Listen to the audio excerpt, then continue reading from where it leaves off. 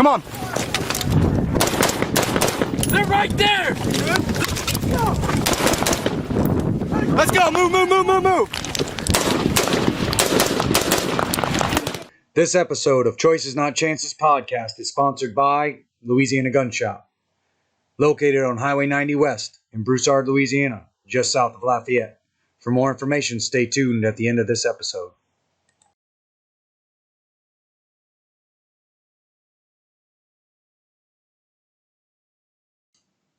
This is Choices Not Chances with Matt and Ryan. Dear Mom, hey, how are you? Me? I'm doing outstanding. By the way, thanks so much for the packages I got. 3 so far. Oh my God. Smokes, hot tamales, and top ramen. So happy. I love it. I don't know when I'll be able to call again. The word is we're staying in Marjah until the end. But we are building living areas within the city, and we should get sat phones, so then I'll be able to make calls and whatnot. But till then, I got it right. So far, this has been a weird war. We made 12 straight days before the fighting stopped. The Afghan army and police, along with the local population, say that the Taliban is gone, but we have intel that says there's a lot left. Some are staying and putting IEDs in the ground and shit, so it's not too bad. The worst thing that happened is that Hanson, my roommate, was killed by machine gun fire. A round hit him that they couldn't save him. That was a crazy day. It was hard when he passed because right before his squad and my squad went out on patrol, he came up to me, hugged me, and told me that he loved me. And that was the last thing that I said to him, was I love you back. But it's good now and he's gone, but not forgotten. A guy in my team also got shot in the shoulder on Valentine's Day. And that was my favorite day of fighting that we had. He was okay, but we had a New York Times reporter with us that day. And those guys got some badass footage of our squad fighting. They made a video of me and my roommate Pritchard fucking the Taliban up. It's so fucking cool.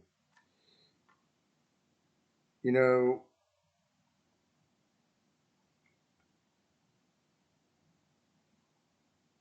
getting shot at isn't as bad as you think. Getting shot at isn't as bad as you think. I had an RPG shot at me and it flew right over my head and me and about 3 other Marines' heads. It was sick. Not much scares me anymore. IED blasts still make me jump, but other than that, it isn't much. I hadn't been in a fight in a while, and now it's us going into a city, and being up on the population. I think he was trying to say here that there was still a lot of fighters in the area, and now we're going on. Right.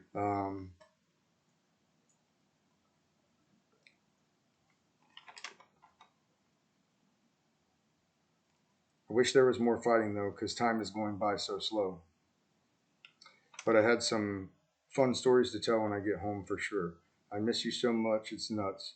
I know we're all over the news, and I don't want to believe it, and I don't want you to believe it all. Like, a lot of it's bullshit. I know, because wives and parents said the news articles about 3.6 kilo, sent us news articles about 3.6 kilo, and we laugh. So yeah, but I love you all so much. I miss you all so much more, and I hope to hear from you soon. Always and forever, your baby boy. P.S. Sorry the letter's short. Not a lot of time to write between post patrols and sleep. And that was a letter written by Michael Grimes to his mother. And about I want to say about the midway section of the actual push, so maybe like about a month and a half in, and we got Grimes here today with us. What's up? What's going on, man? Not much. Not much. That's my mom kept that, man. Yeah, lost in the lunchbox. Wild, man. Big fan of the lunchbox. It's wild 10, 12 years afterwards to look back and see where your mind was at. And yeah, I didn't find that until I called you a month before coming out. Yeah. I was like, I found this book that my mom had, and like that letter was there, and I tripped out. I was like, that's gonna be cool to be on to read again and see, and I want you guys to see that. Awesome. And so today, going right along with the book review, we're gonna get into it. We're gonna We're going to talk a little bit about the book review. Most of the stuff is going to pertain to you, and then we're going to get your perspective on it. I know a big thing is like I was a squad leader in the platoon, and then or in the squad, and then Matt was the APL. He's the next guy, the team leader. But you were also a team leader, but as a new guy stepping in to fill some big boots on a big deployment. So as a new guy with no combat prowess, no experience other than the workup and the training that you got, and then as fate would have it, the leadership that was in place was not gonna suffice, and so you had to step up and fill a role, and so we're gonna talk about it today. Hell yeah. Mm-hmm. What you got for us? I think we need to start at the beginning. Let's go. Let's talk about whatever you want to talk about. We want to know. Tell people why you joined.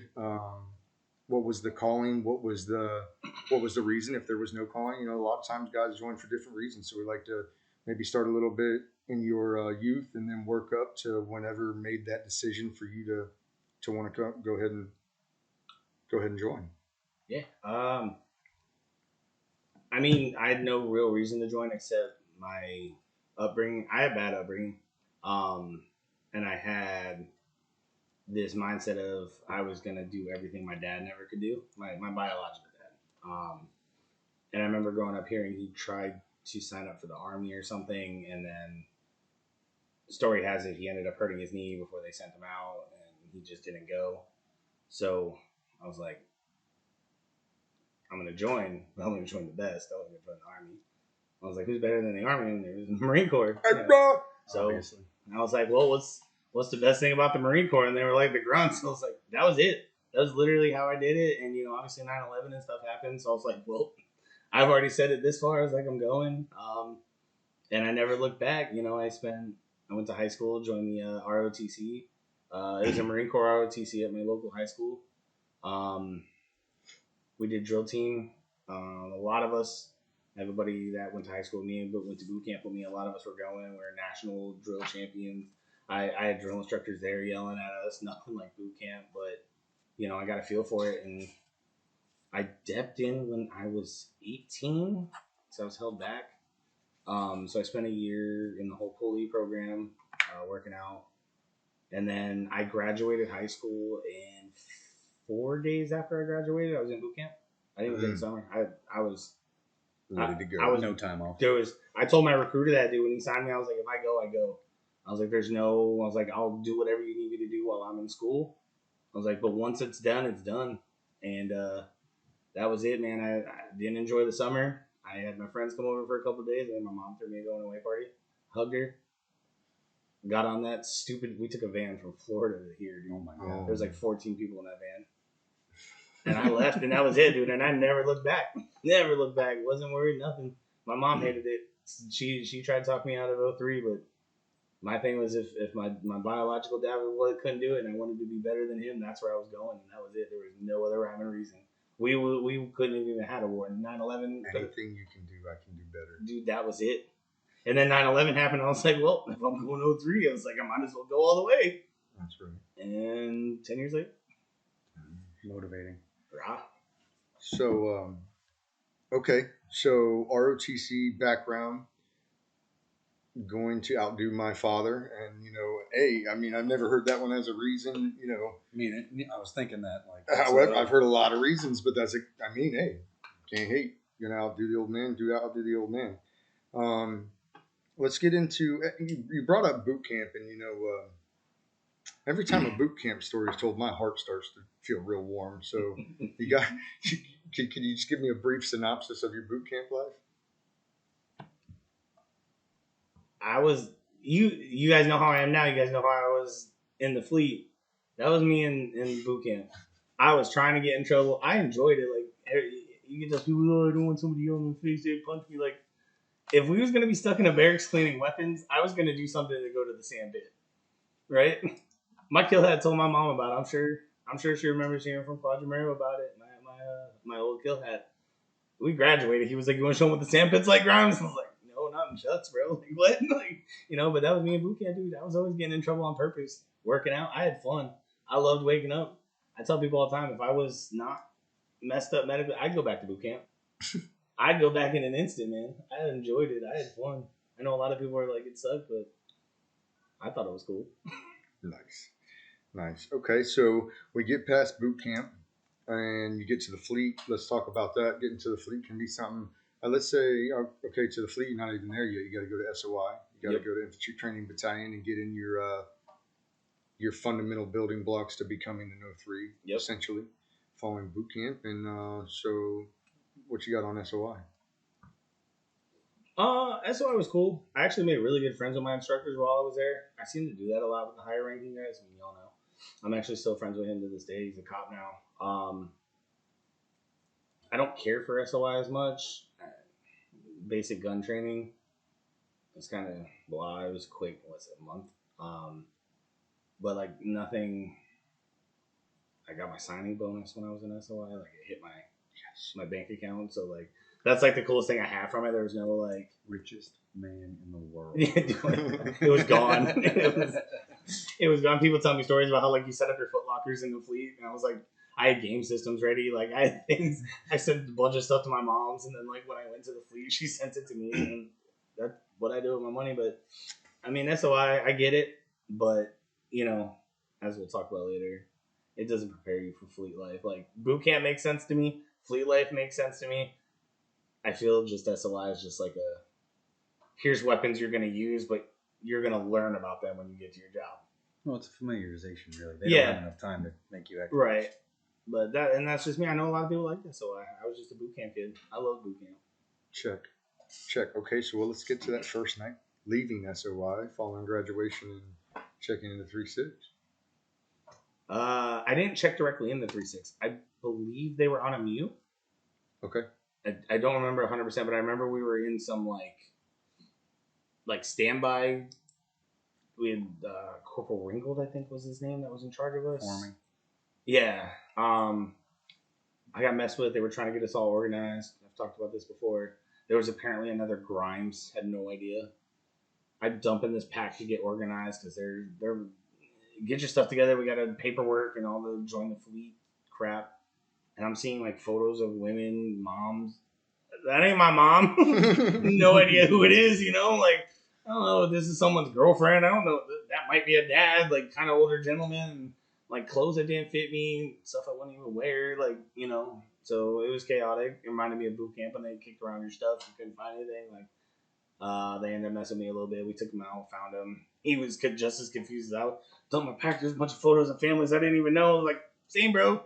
Swapped it. Never saw him again. I don't know what happened to him. Didn't catch his first name. Didn't have time. And then y'all came back, and that was still scarier than, well, you guys weren't even there for that. Nope. Yeah. When was that? If you could think of a month in when you checked in. Probably November, December of 08. Yeah, it would have been 08 because our workup was in 09. Yeah, so November, December of 08. Yeah, I didn't get to 3-6 till March, if I remember correctly. We were a little after that. And I mean, it was scary. There was some... No, they had come back from that deployment. Yeah. Because now that's starting to hit now. And we had only been told... You don't get told much as a boot. It's funny in retrospect, but when like the higher people, especially the like salty people that were getting out who were watching us, is like, these men saw something. What is something? After boot camp and SOI, something at this point could be anything. And you're in a combat unit. So that like heightened sense of like, am I going to be beaten at 3 a.m.? I'm a new guy. You heard stories from your elders. You know what that was like. And if you don't know, I'm not talking about it. But, you know, I don't know these people. And now I'm knowing they come back from a combat deployment. All I get from the leadership, the corporal level type stuff is they saw something. And they all look grumpy. They all look mad. And then they hear boots and it's like their mouth started watering. I was like, I'm going to die. I was like, this is it. This is what's going to happen to us. But, you know, they took us in. You know when y'all came, like, we was always a real tight-knit group. They took us in and they prepared us. That's all I'm going to say. Good training. Good training. Worth it training. Good training. Do hard things. Do hard things. A lot of them up. They see me. I'm down. You know? Team building. Oh A lot yeah, of team building on that first night. lots of team building. I learned stuff. Lots Things. of team building on the first night to the fleet. That's a fact. Yeah, that's a fact. It was scary, man. But they was.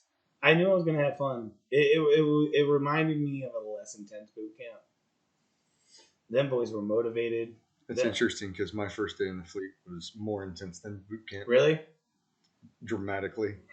You want to hit that story real quick? Negative. Okay. I only say that because pattern's awful there. Matt and I did it the other night. You can't replicate a drill instructor scream unless you've done it.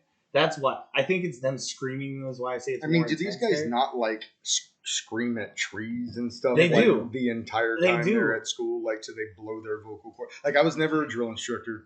I never got off at yelling at people. Like, you guys know, I'm like a pretty easy guy. Yeah. Rather soft spoken. Yeah. I just feel like if I have to yell at you, well, I'm not doing my job right. Failed. And so, yeah, I shouldn't have to yell at you. I'm going to tell you something. And bottom line is, if you can't get done what I need done, I will replace you.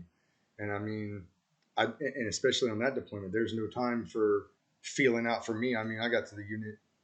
I got dropped in as a squad leader in September of you guys after your entire workup. And you hadn't even really taken over in September. No, I hadn't even taken over till really like probably October time frame. And then you figure November, we did a range in November, and then all of December we're home for pre-deployment leave. You were kind of just like GP sergeant at that point. Yep. Until the order. Waiting on a slot to open up, and then it opened. So I just never got off on yelling at people, so it was never my thing. But it's some people's thing, and but usually those people are there on the first night. They yell at you out of love. But think. I do this because I love them. Think about some of those guys. I want to save you when you're downrange by doing this. Yeah, like thank you.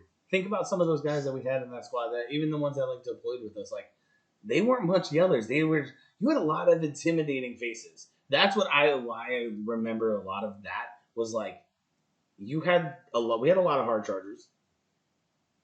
And then they just came back from a combat deployment. So they had those eyes. And we've talked about those eyes. You can know the eyes. So they didn't have to yell at me. Y'all's already hard for me. Like, y'all's tough dudes. Y'all came back from a deployment and here's, Lance Corporal Grimes. Probably PFC Grimes. I don't know. Yeah, PFC. I was like, I don't know my combination for my locker, And these dudes have like fired every weapon system I just learned about in SOI. And now I got to learn from these people, right? So, I mean, it was intense. I think that speaks a little bit because, I mean, traditionally that's how it goes. You get out of school, you come to the fleet, and you have a crazy night. You meet your seniors. You may not even necessarily get dropped into a squad. You may not know what squad you're in for some time, especially when that change-up's going. You got deployment over, guys coming home. You got guys that are going to PCS. You got guys that are going to EAS. You got guys, guys that are hurt. You got guys that died. And then there's that shuffle up. So you got that forming time in the beginning. And then you guys kick off and break down into squads, and you start to get rapport with your team. And talk a little bit about that. Talk about being the new guy, dropping into a team, and then just really kind of figuring out your routine and like your new life and your new expectations. That you can't prep for that. I mean, maybe some people that maybe do a lot more organizational stuff better than I do. I couldn't prep for that. You didn't know what was the right thing to say. You didn't know what was the wrong thing to say. You ever had to find a pricky six? Right? No, I've had to find a pricky six. You ever had to find a Humvee keys? Right? You ever had to just learn on the fly? Yeah. You ever been told, hey, I'm going to kick a hip pocket class, and that's the first time hearing hip pocket class? Everybody's been told to find a pricky six. Oh, I know. But nobody's ever been told to find a prick E2, and that might be a different situation right there, especially if he's a salty prick E2. We had a couple prick E2s coming home from Marjah. Right. We'll tell the Bradshaw story on the back half. But, yes, sir. But you start learning, like, just like in boot camp, like, you start seeing who those guys are clinging to. But it comes down to you. Like, you listen to them, sure, but you don't want to hold their pocket the whole time. You Right. want to be the guy to correct your own. And a lot of times you learn that lesson through those guys. Why didn't you, you were with him and you knew he was wrong? Why didn't you say something? I was doing my thing. All right, well, aren't you kind of accountable for each other? Like, yeah. Oh, it clicks. And then some people learn fast, some people learn slow. And then when your guys start getting in trouble a lot more and you all start policing your own, and I don't mean that in a bad way, you start helping each other more, you start building the rapport, and we got together really quick. I've talked to people that I know the kind of the direction you're going with the story, but we all clicked really quick. I don't think anybody hated anybody. I think there was some dislike between some of the newer guys, of course, a lot of different personalities, but once you're training, you don't really have time to worry about hating people. You start seeing real quick when you start doing them like live fire ranges or kill houses, Once that realization hits, like, I don't have time to hate you. I might not like you as a person. Whatever. You got your own thing. You like your own thing. I like my own thing, but you don't got time to do it. And we clicked really quick. Everybody got along. I think our seniors respected us a lot for good reason. I was DD a lot. I never said a word to nobody. I never questioned it. But that comes along too with training. Y'all, I'll say y'all, and y'all trusted me. Y'all knew if you needed a DD, no matter what time of the night, y'all would knock on the door. Hey, I need to ride home. It'd be 3, and I'd wake up every time 2, 3 in the morning. I was like, someone's about to punch me in the face. But y'all was nice about, hey, Grimes, I've been drinking, like, I need to go home.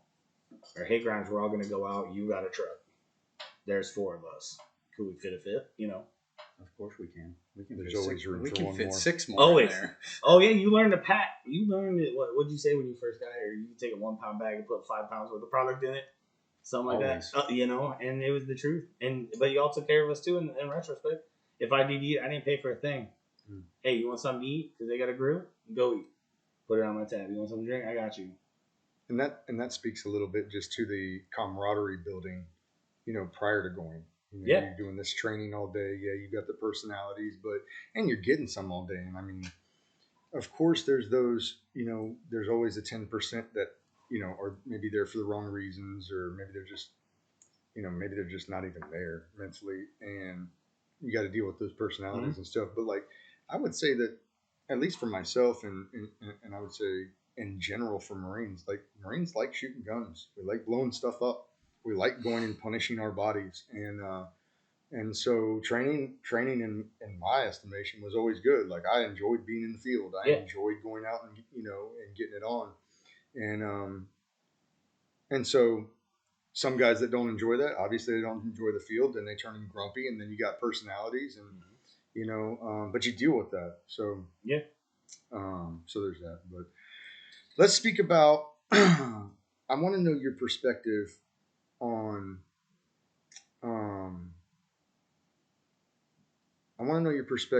late 2009 troop increase is called for by General Stanley McChrystal and then approved subsequently, and things accelerated quickly, as they say. It was, we're gonna go to Okinawa here in first part of next year, to, hey, you're going home on pre-deployment leave in 30 days because we just got shifted into a main invasion operation into Helmand River.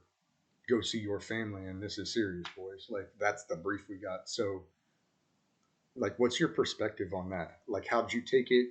How did you break it to your family, if you even broke it to your family? And just the mindset of going home on leave and seeing the family for possibly the last time, especially going, knowing the brief that we got right before we went home. So I remember we were on the rifle range. I tried to skate out of it with Pritchard doing swim claw. That didn't work in my favor. But I remember at some point in rifle range, Big Whiskey pulled us out, and we grabbed some like ancient Vietnam TV, and that speech came out about the invasion. And this comes in what I said earlier, like, Boot don't know. I don't know where the Lance Corporal Underground gets their information. None of it made sense to me, and I never thought to ask, because, like, that was a stupid question. And when Boots ask stupid questions, Boots gets stupid answers. That's all I'm going to say about that. But I remember hearing it, and, like, y'all was just like, yeah, we're going to, I think we did CAX after that real quick, and then, or something, and then it was like, we're going home, and then we're done, and we're going. Never thought that. I didn't know what the heck it meant. I was like, okay, I get to do my job.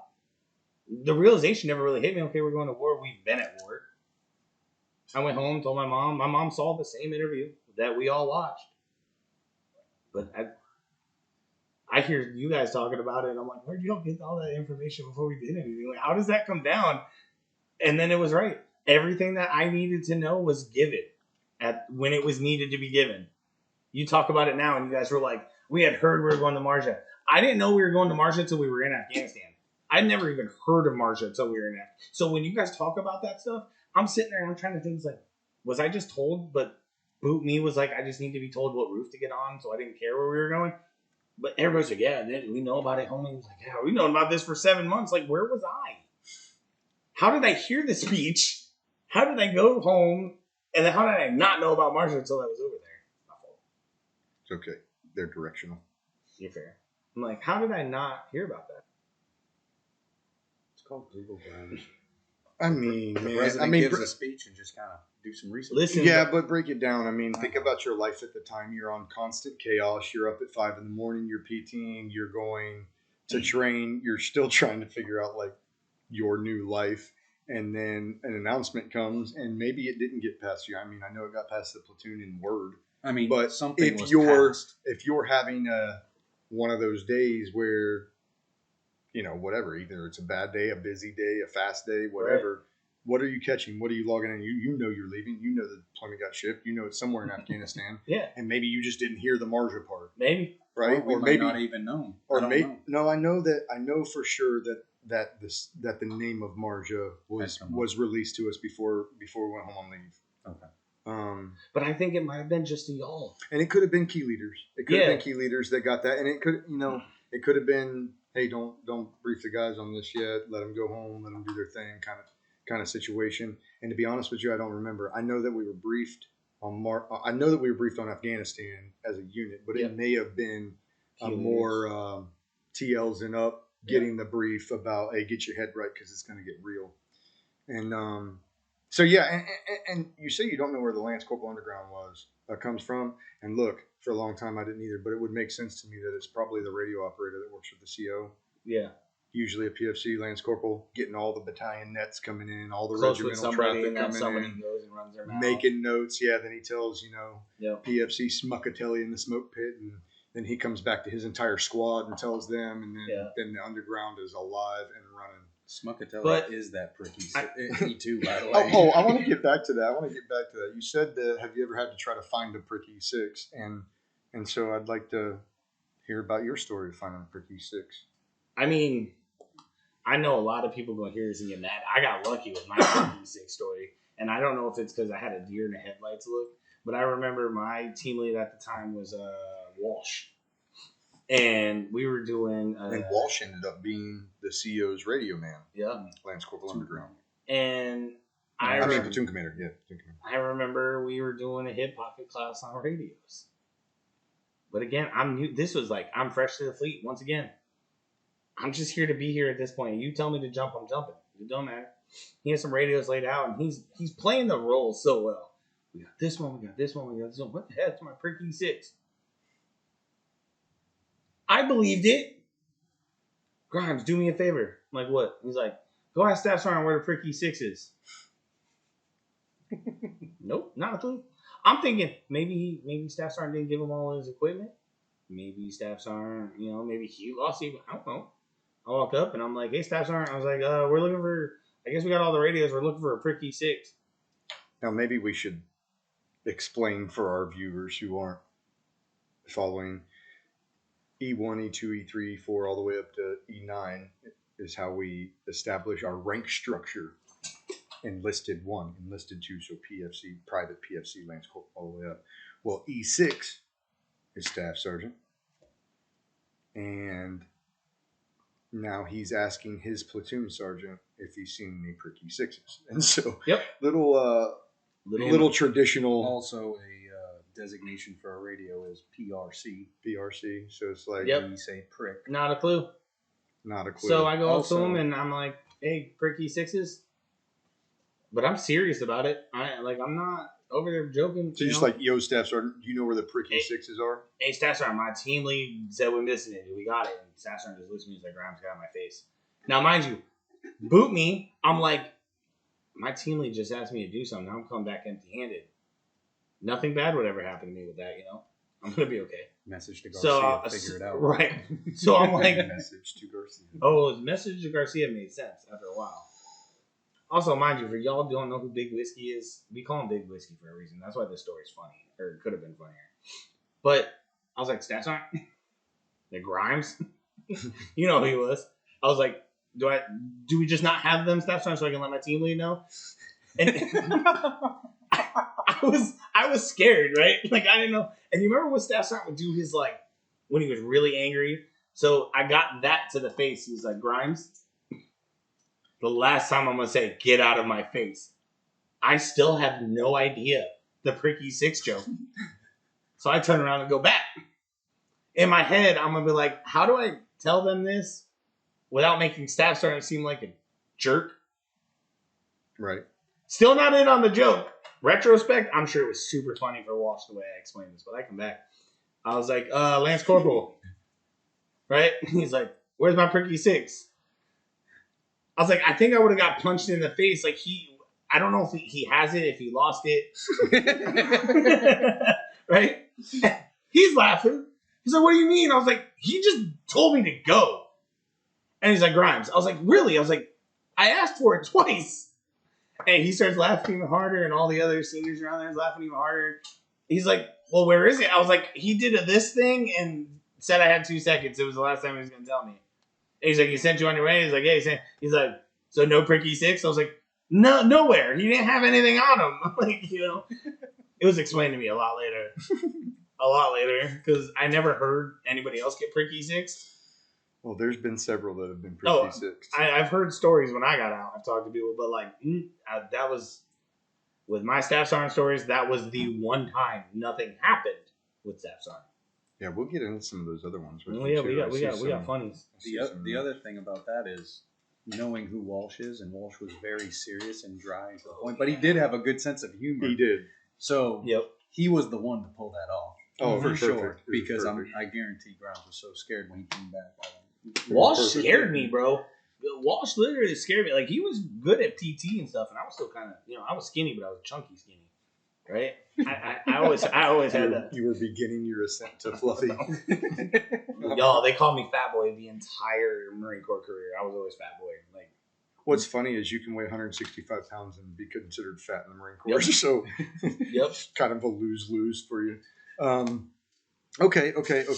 So we're past that, and now we push into Marjah. Well, let's talk about January. So we get back from pre-deployment leave. Oh, we make it to.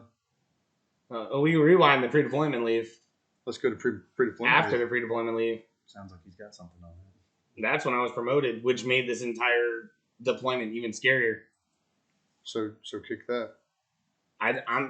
I know y'all know more backstories on it, but, pre-deployment leave, again, I don't know we're going to Marjah, but I tell my mom, as you can tell from the letter, I probably downplayed it, even though, hey, being shot at's fun, Mom, but, like, I always tried to play tough for my mom. Always. But really, not really. But not kind of. But sort of. Like, same, but different. Same, but different, right?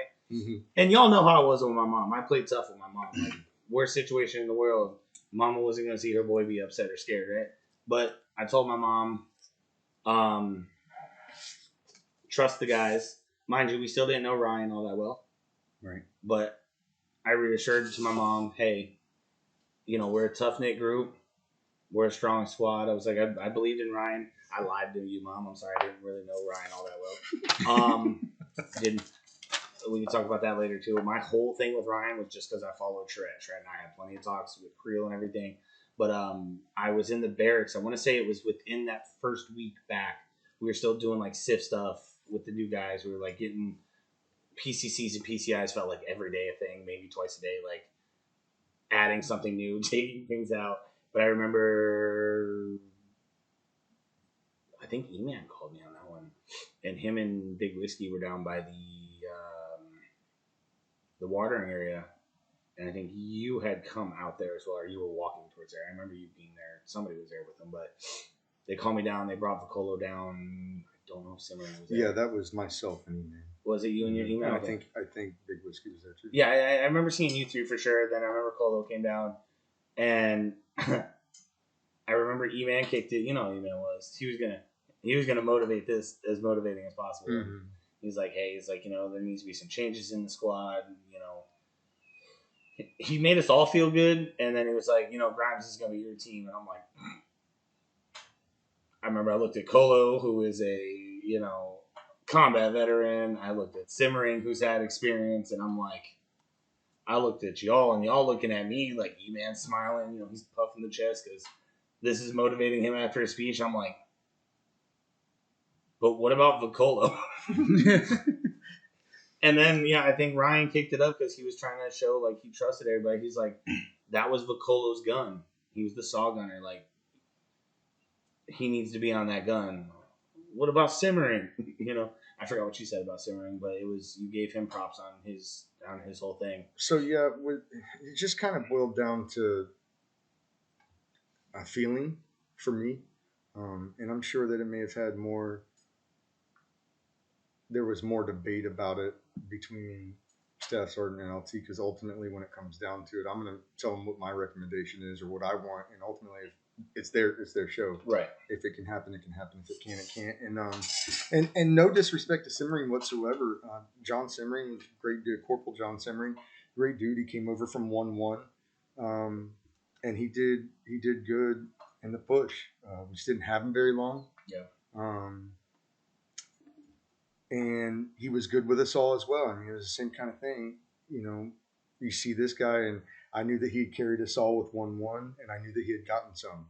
And I had a buddy in 1-1 that actually was in his platoon. And when he came over to us, he PCS'd, and he's there, I'm there, and so I call up my guy. I called my guy Matt out in Horno. He's at Horno, mm-hmm. and just said, hey, do you know this guy? These are some of the guys that came from Horno. I was calling for him and a couple other guys. And he's told me, he said, look, man, he's good under fire. He'll remain calm. Just keep an eye on him, like kind of more of a Indian than a chief kind of thing. Like he's great at following orders. He's going to wield the gun. He's not going to hurt you in any way. But decision-making process when other guys' lives are on the line, make your own evaluation, but check it out. But that's how I felt like I was when you promoted me. I was like, it didn't make sense. Like, I got the weapons implications, and I got that, but for not having a combat deployment under my belt, I always felt like I was an Indian more of a chief because, like, I relied on y'all. Like, and that's it. I remember calling my mom that night and talking to her about it. My mom's like, "Well, great, you always go hard. You always go hard." And I was like, it was probably being scared because we're going into a combat, sure. But I was like, it just. No matter how because you even said I was getting a new guy when we got the B drops. I was like, it just doesn't make sense. I was like, there's corporals in this. I was like, you're giving me a new guy. A new guy's leading the new guy that didn't even have a workup. Like Cax was horror stories. You hear floating around SOI and stuff like that, right? I was like, I've never done this. I remember telling my mom specifically, like, what if I get shot at and I don't shoot back?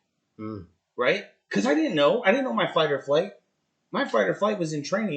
It was controlled ops. It was there. We were there. We had blanks or whatever we were using. I was like, why me?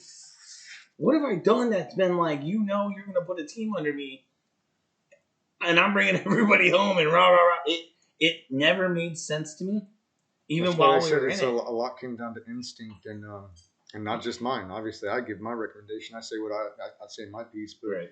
But the rest of the leadership had the same instinct, had the same feeling. Said, and ultimately, if you didn't take that position, Simmering's gone with his leg issue early in the deployment, and then you're taking that spot anyway because Vicolo's shot in the first 2 days, and we haven't even gotten to that yet. And I know we're not there yet. I never even looked at it like that. If you look at it, you was going to take that spot anyway. So, and another big thing was, you just got stuff done. You were able to get stuff done.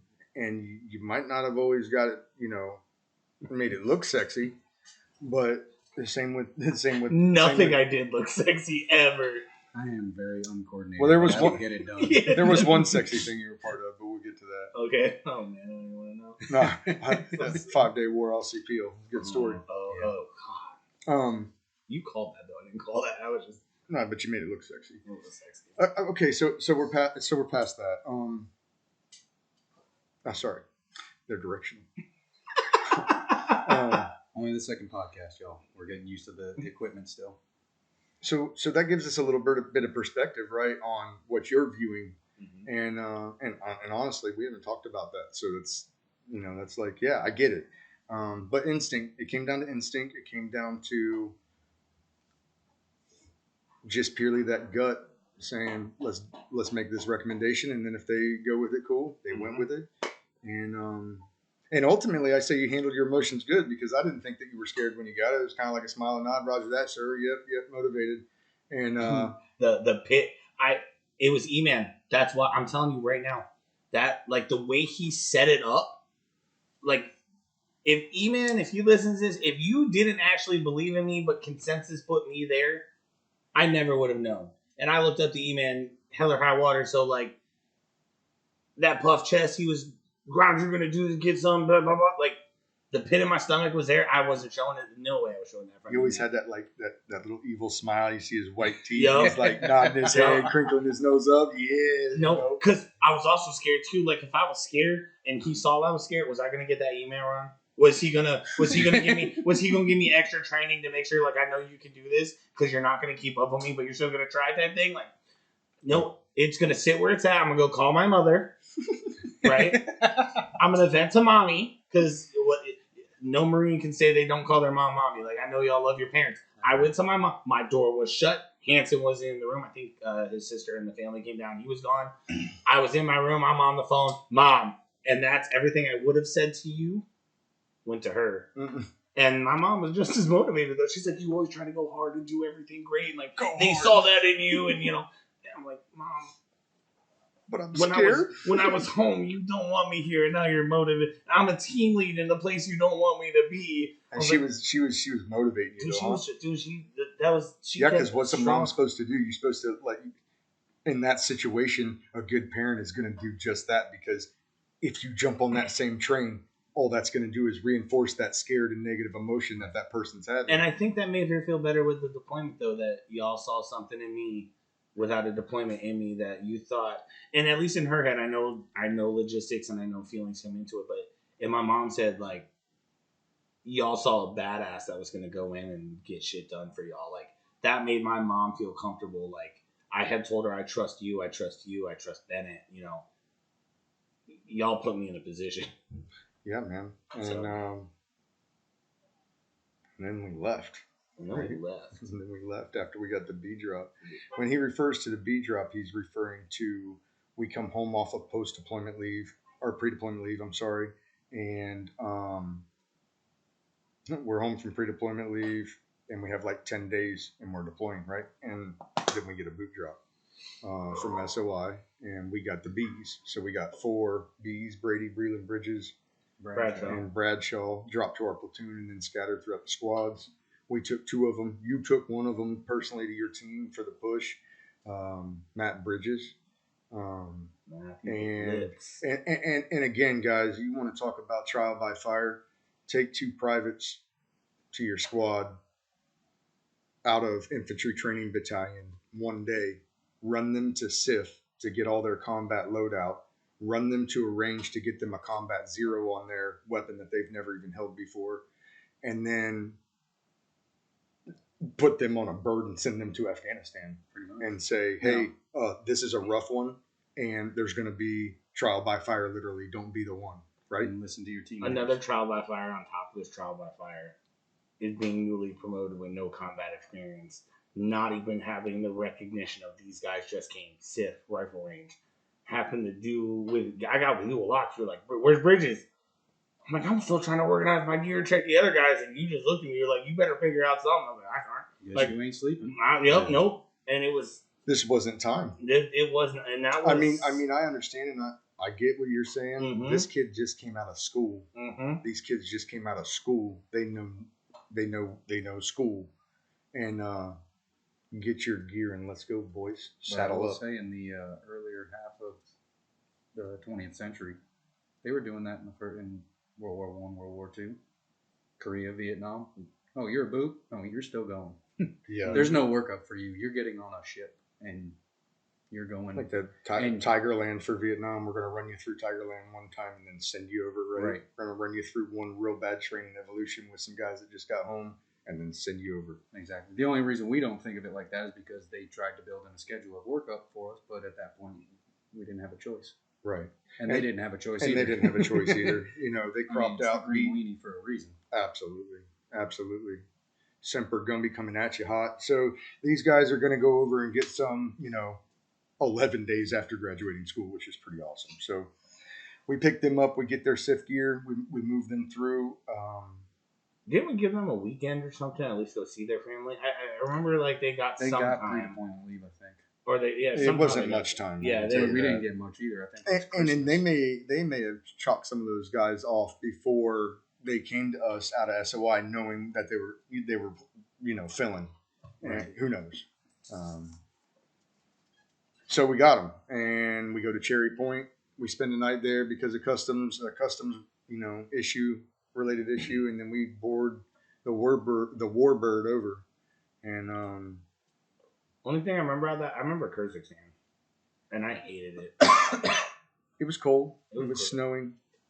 I remember I felt like it was like, when you play post-apocalyptic video games and like you just find that bed that's run down and you slept in it. That's how I remember feeling the whole time. Like everything was run down. I remember we had times like when we would play spades and we would try to do it where we could see doors because it was so slippery outside. If you forgot, you were busting your butt outside the door. Like I just remember I was like, God, we're about to go to another crappy place in this world. And like you couldn't even put us in a place that like had decent beds that didn't smell like people peed all over the place. And I'm like, it was. And again, if I'm the only one that felt like that, like this is what this is about. But I remember hated every second that we were in there. I was like, I'd rather go to combat, and I didn't know what combat was, and sit here another day. But luckily, I played a lot of spades. Cough, cough. So that like kept me busy and kept me from like really hating it. But like I was angry for a little bit. I hated that place. The only thing I'll say is when we got back to Manus, when we were egressing out of Afghanistan, going home, it seemed like a 5-star resort. It seemed real nice then, didn't it? Yes. Very Retrospect, absolutely. But since we're going in chronological order, nope. Got you. Retrospect. The Triangle Motor Inn was better than where we were staying, in my opinion. Jacksonville's finest. Of course. So, okay, so now we're over. We get to Manus. We do the Manus rigmarole. We board C-130s, and we take them into what was Camp Leatherneck at the time. And, we had to get our acclimation. We had to get, our rules of engagement brief. We had to get, all the things they tell you that they're going to put you in prison if you do. Yep. And so we get all of that.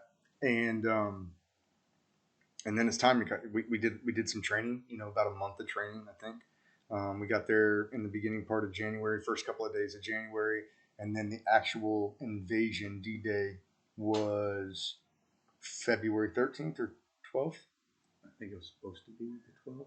and it ended We up being pushed the on 13th. because Yeah, of the bus. Yeah. That they told us. So with that though, from the book, if you haven't read the book, I think what lessons learned. One big thing I wanted to talk about in that month was you write about not knowing how your new guys were feeling.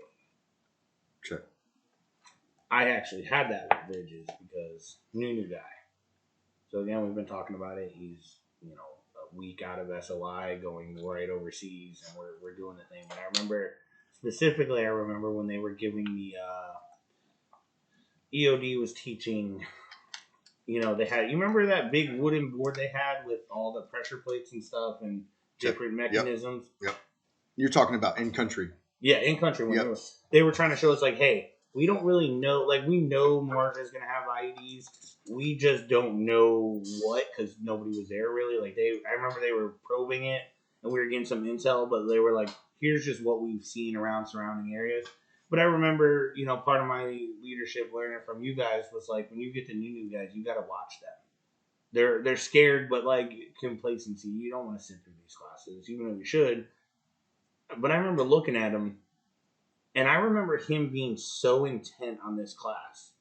Like, this was the class for Bridges that, like, if I'm looking at him, he's thinking something on this board is going to kill him.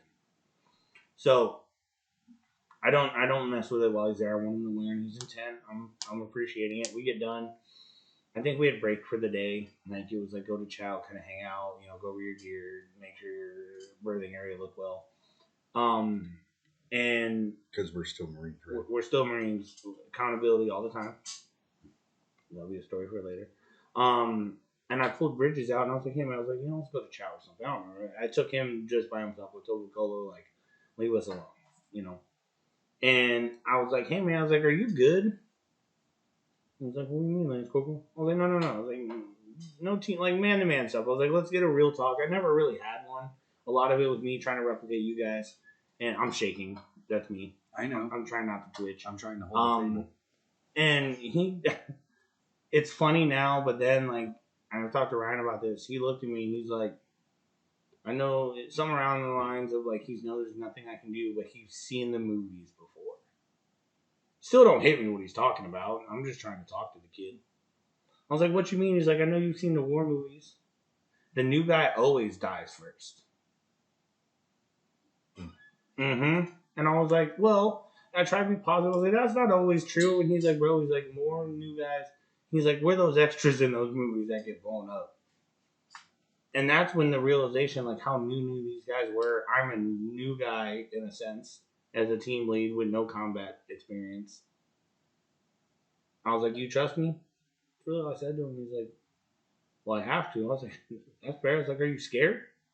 He kind of looked at me. I was like, be honest, are you scared? He was like, well, yeah. I was like, then you can survive. I was like, I'm scared as hell. He's like, you don't look it. I was like, I ain't going to show you I'm scared. I ain't going to show Ryan I'm scared. Shred knows I'm scared. We talked all the time. Like, he knew I was like, but I'll tell you this right now. You tell Ryan or any of those boys you ain't scared, you're going to have a real long conversation. It ain't going to be bad. But you should be scared. That's what keeps you alive. Part of it. And I just told him, I was like, we just got to keep trusting each other. I was like, I know you're new. Ryan was new with us. I was like, we put all our faith in him. All our eggs was in the basket with you, dog. Yeah. All our eggs was in the basket. No choice. No choice. Ditto. Hey, choices, not chances, right? Mm-hmm. There was no choice. It was made for us. It was made for us, And I told him this the other day where I was like, I think that's what kept me alive. That's why I wasn't scared to die. Hell or high water, I was going to make sure I got that kid home. We fast forward to the end. It's not a long story. I just pulled him aside and I sat there. I was like, hey, Bridges. I was like, you remember what you said to me? And he was like, no. I was like, and I just looked at him and I smiled and I said, hey, Bridges, I thought the new guy dies in this story. And if I died, I was going to save him. And brought him home. But I think they all were like that. Him, Bridges. Yeah, and I could imagine that would be, think about that.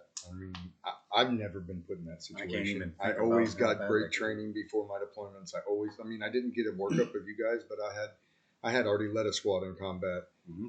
Prior to that. I'd already done multiple, different kinds, but multiple deployments before that. And so, that's a lot. That's heavy. That's heavy. And this kid's 18. All of them. They're all 18. And I didn't have time to. I don't even think I talked to you about that. I didn't have time. I didn't want to put that in my head. Like when if you listen to this, Bridges, like you put something into me that like I don't think anybody could have. That realization was like, I didn't have time to talk about that. And that speaks to. I want to say that speaks to, just straight up leadership in general. That's breaking it down. That's noticing that you have a man who's shook, and it's okay to be shook, like you said, especially in the situation, especially you're 18, especially coming out of school. You're shook up, and you can handle that a variety of ways, right? You could go hard at him. Don't be a pussy. Whatever you want to say to him to try to motivate him. And for some guys, that might work.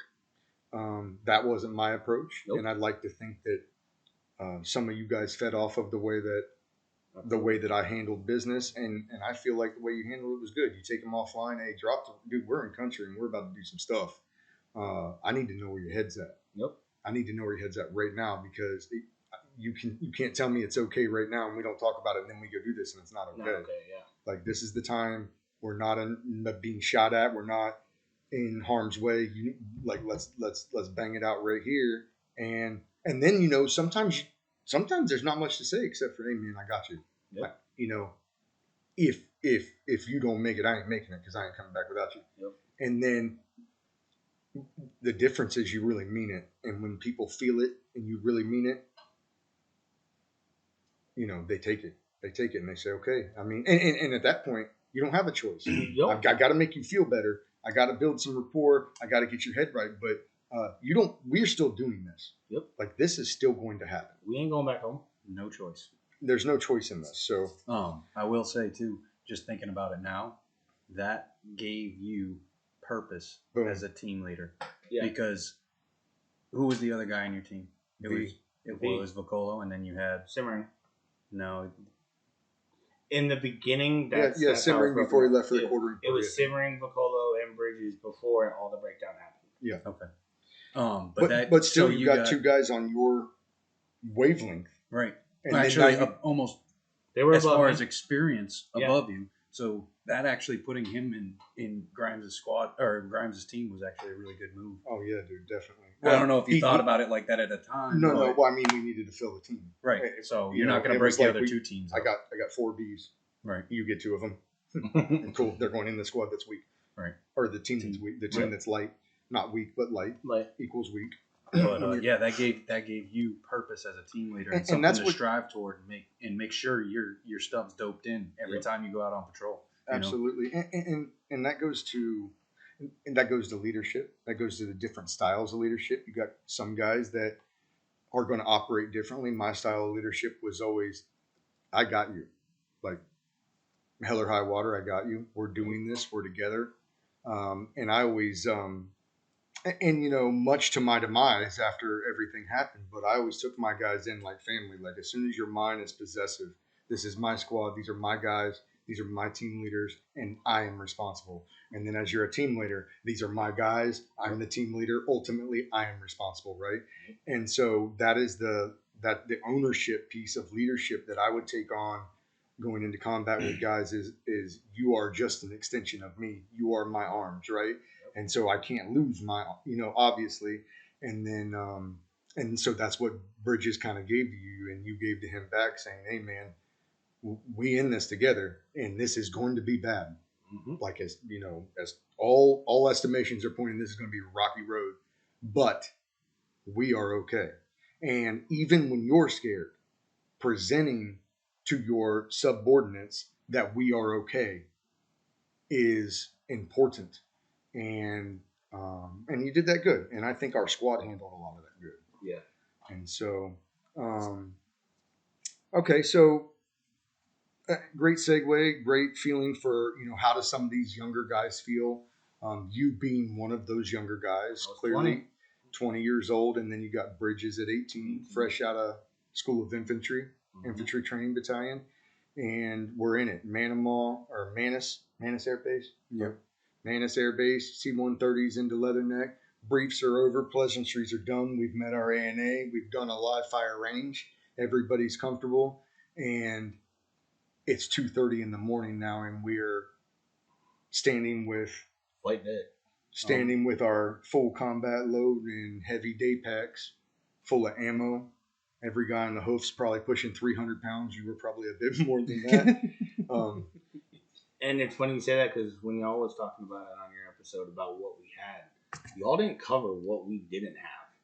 I think I had, because I had to make room for the extra.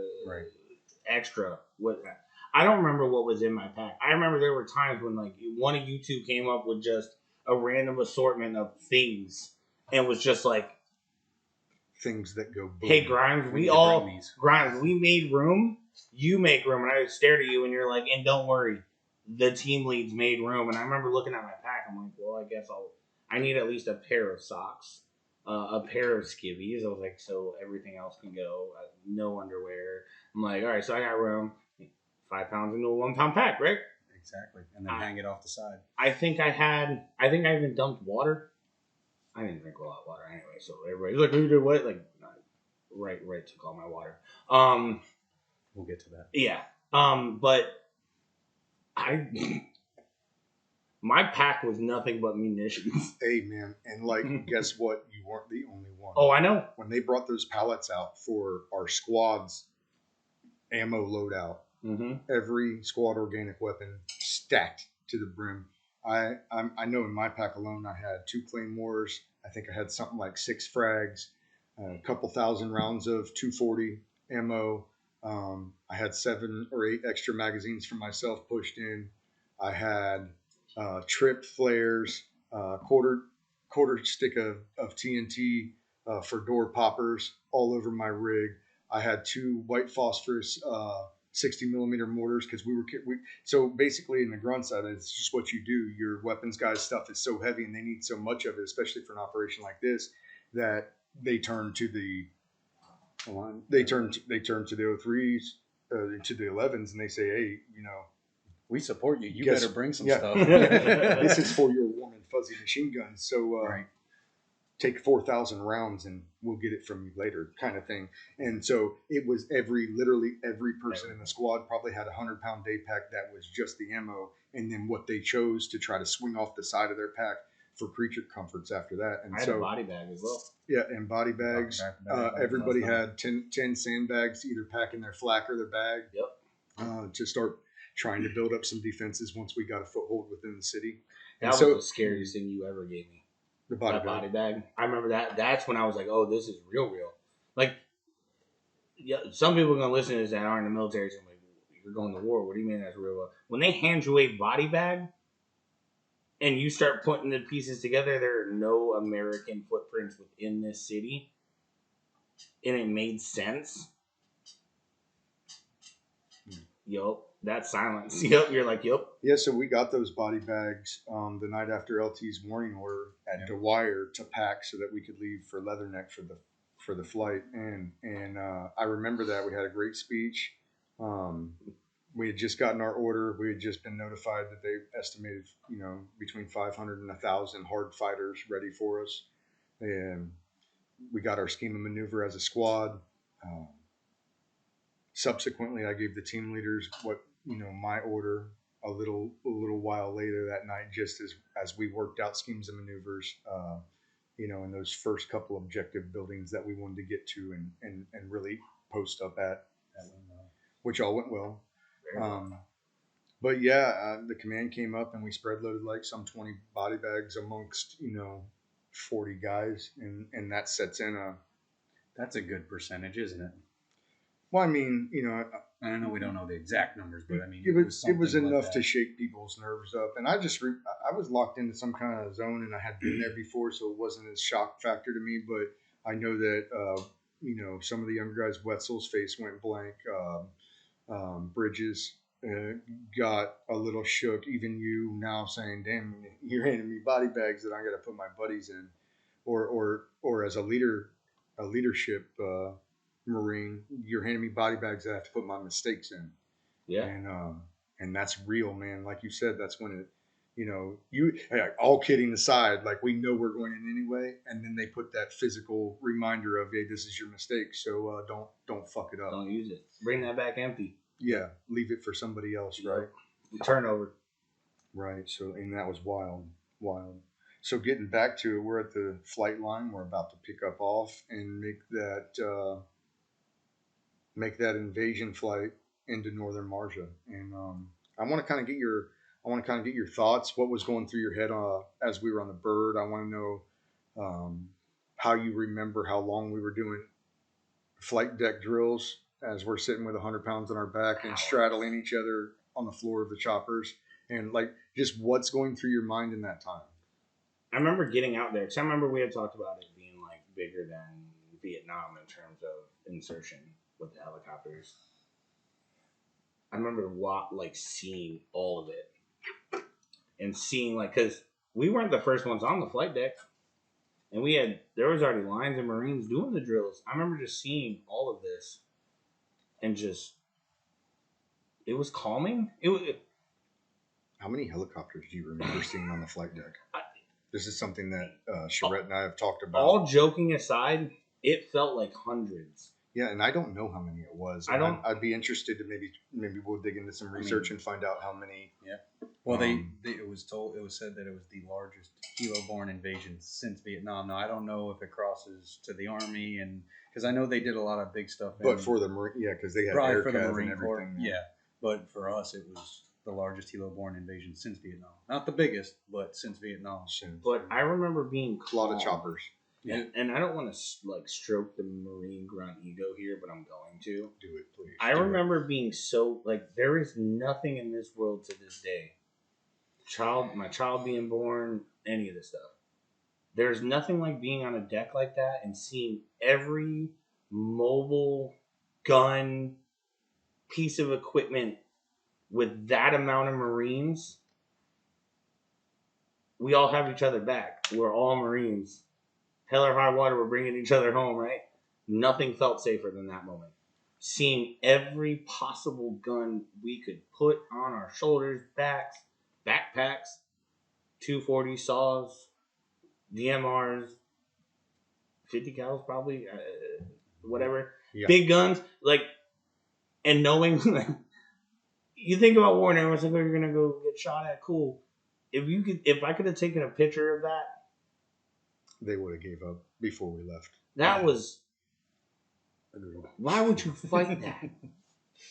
And look at our nickname, 200 from the Germans. Like, people saying that, like, oh, you can't take this mountain in 100,000 years, whatever it was in Japan, and we took it in, what, a week? Marines? You know what I'm saying? Like, and now I'm looking at our whole past coming in front of me. I remember thinking, like, y'all ain't stopping us. You don't stand a chance. Like, y'all, shoot program. You know what I'm saying? Like, yeah. So, and what you said there was stroke the Marine ego, and it's like, I don't care what service branch you're in. If you're in that situation and you don't vibe on that, and you don't feel that, and you don't look out and see 1,000 Marines loading onto helicopters with their full kits and their full SWAT organic capabilities, and you look out and you're still scared, something's wrong with you as a Marine. The pit bull speech, bro. There was pit bulls on that flight deck. Like, we were chained up, ready. Like, we were defending, bro. And it was. I just got goosebumps when you were describing it again. Like, yeah, man. I mean, if you look up and you see that, I mean, you got guys wearing bandanas that weren't supposed to, but right. Hey, guys with bandanas hanging out. You had machine gunners with the cross Rambo 240s across them, not because they wanted to look good for a picture, but because they literally couldn't carry any more ammunition in their backpacks. And you just look out at this, and I remember as a squad leader, and I don't know how you felt as a team leader or how you felt as a team leader, but the same thing, man. Like, you bring that up and it strikes those nerves, because I do remember standing like behind those HESCO walls, and then we finally got to come out because we're going to our bird, and all you see is just a flight deck full of horror and discomfort coming your way hot. And all of them are mad. All of them are tired. All of them are cold. All of them are wearing 100 pounds in their back, and they can't wait to make that pack lighter, right? Yep. And I just remember looking at that and saying, yep, this is exactly what I wanted to do. These are my people. These are my people. This is where I was meant to be. And then we got on the birds. Ugh. And then we did up-down drills for what seemed like hours, days. It wasn't hours, but it did seem like it. I remember, like, the second time we went up, he's like, up, turn. And I'm on the back door, so I'm seeing all of the choppers doing the same thing, you know, and everybody's just doing, like, it's probably their pre-flight checks or whatever they do, right? And I just remember, like, you guys, it felt like forever. Well, it felt like forever because we were sitting on the bottom of we're sitting on the floor of a chopper. I got, in there, everybody's got their legs between each other's legs. Everybody's lined up, stacked up on the chopper. And it was very uncomfortable. And then you had 100+ pounds on your back, so your shoulders are already burning. And then finally we lift off after, like what you said, what seemed like forever. Yeah. And we're in the air now. And just from my perspective, and I'm going to get yours and yours as well, Matt. But pulling off that night, finally, as we lifted, we're pulling off, and I was second out of the bird. So I want to say Big Whiskey was right beside me on the tailgate, and I'm right beside him.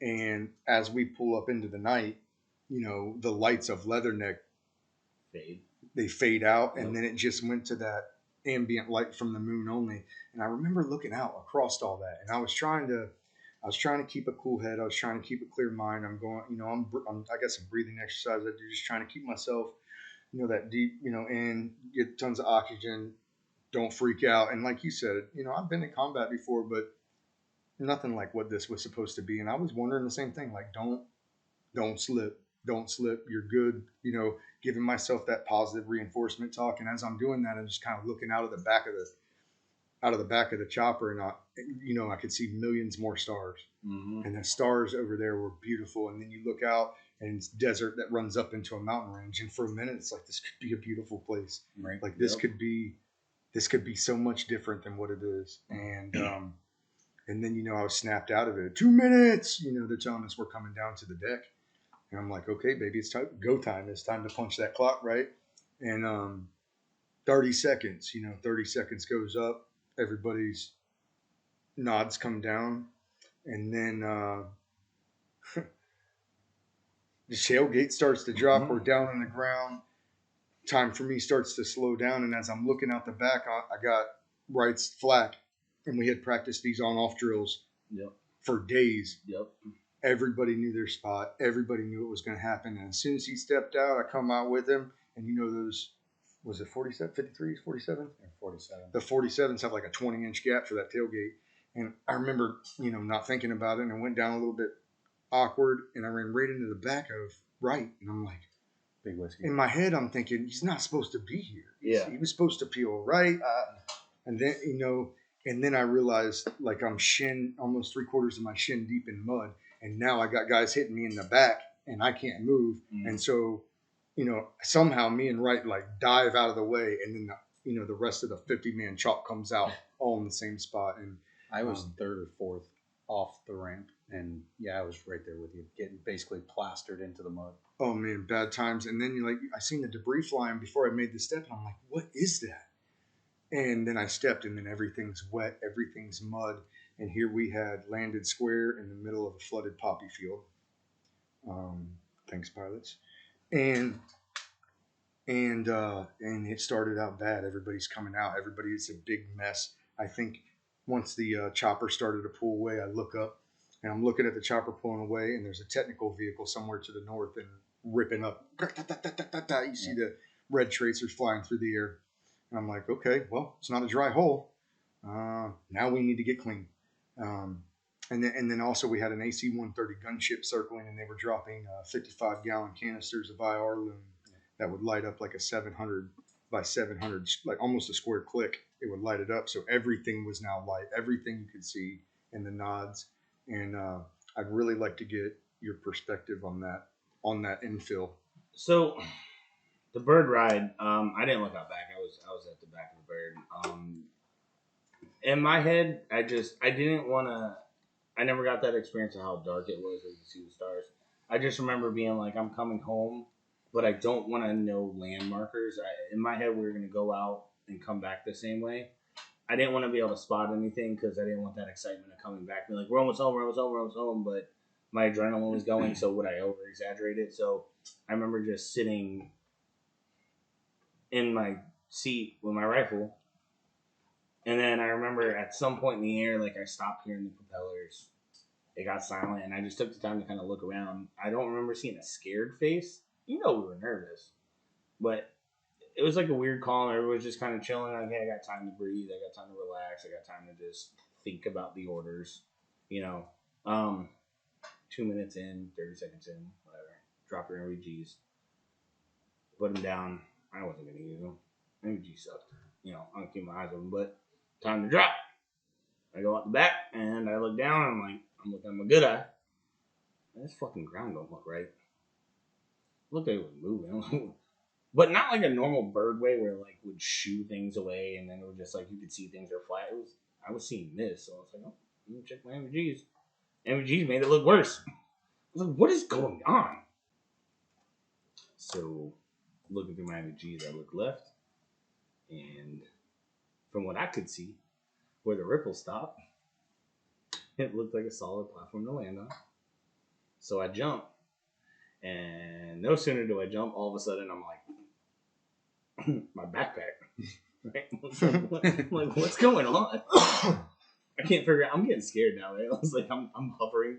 My feet are just dangling. I can hear Vocolo behind me. Grimes!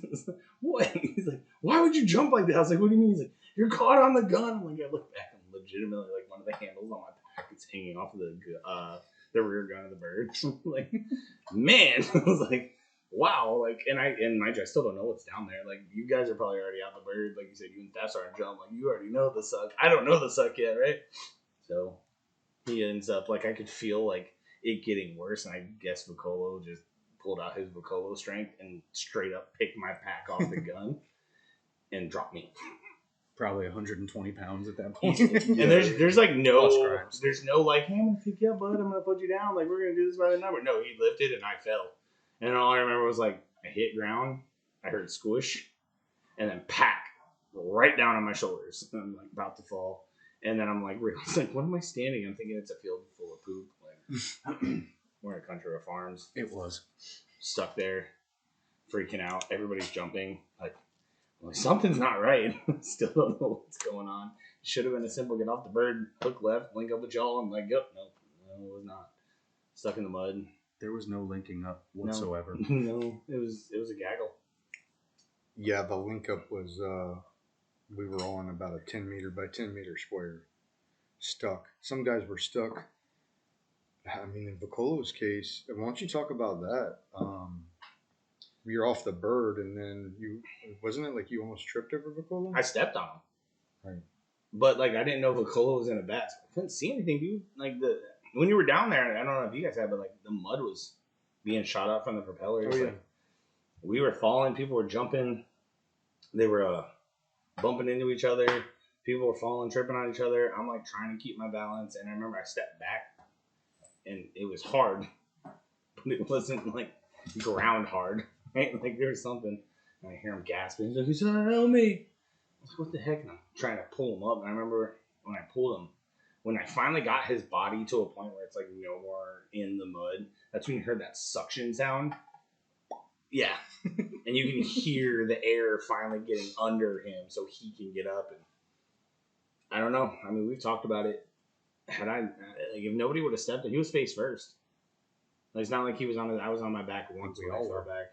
Well, when I fell back, I fell back on my back. I had to pull the pack out of the mud, you know. I don't know if he fell forward or when he got stuck, the next guy bumped into him, but Right. He was face down.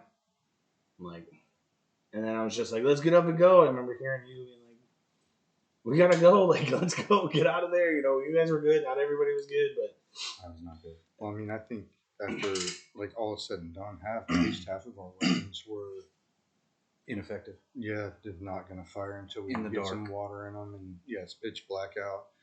And then we, as we started getting people out of I don't know if you heard the call go out about the enemy element moving our position, but that's a cool read though. yeah, stuff got real hot real quick. Yeah.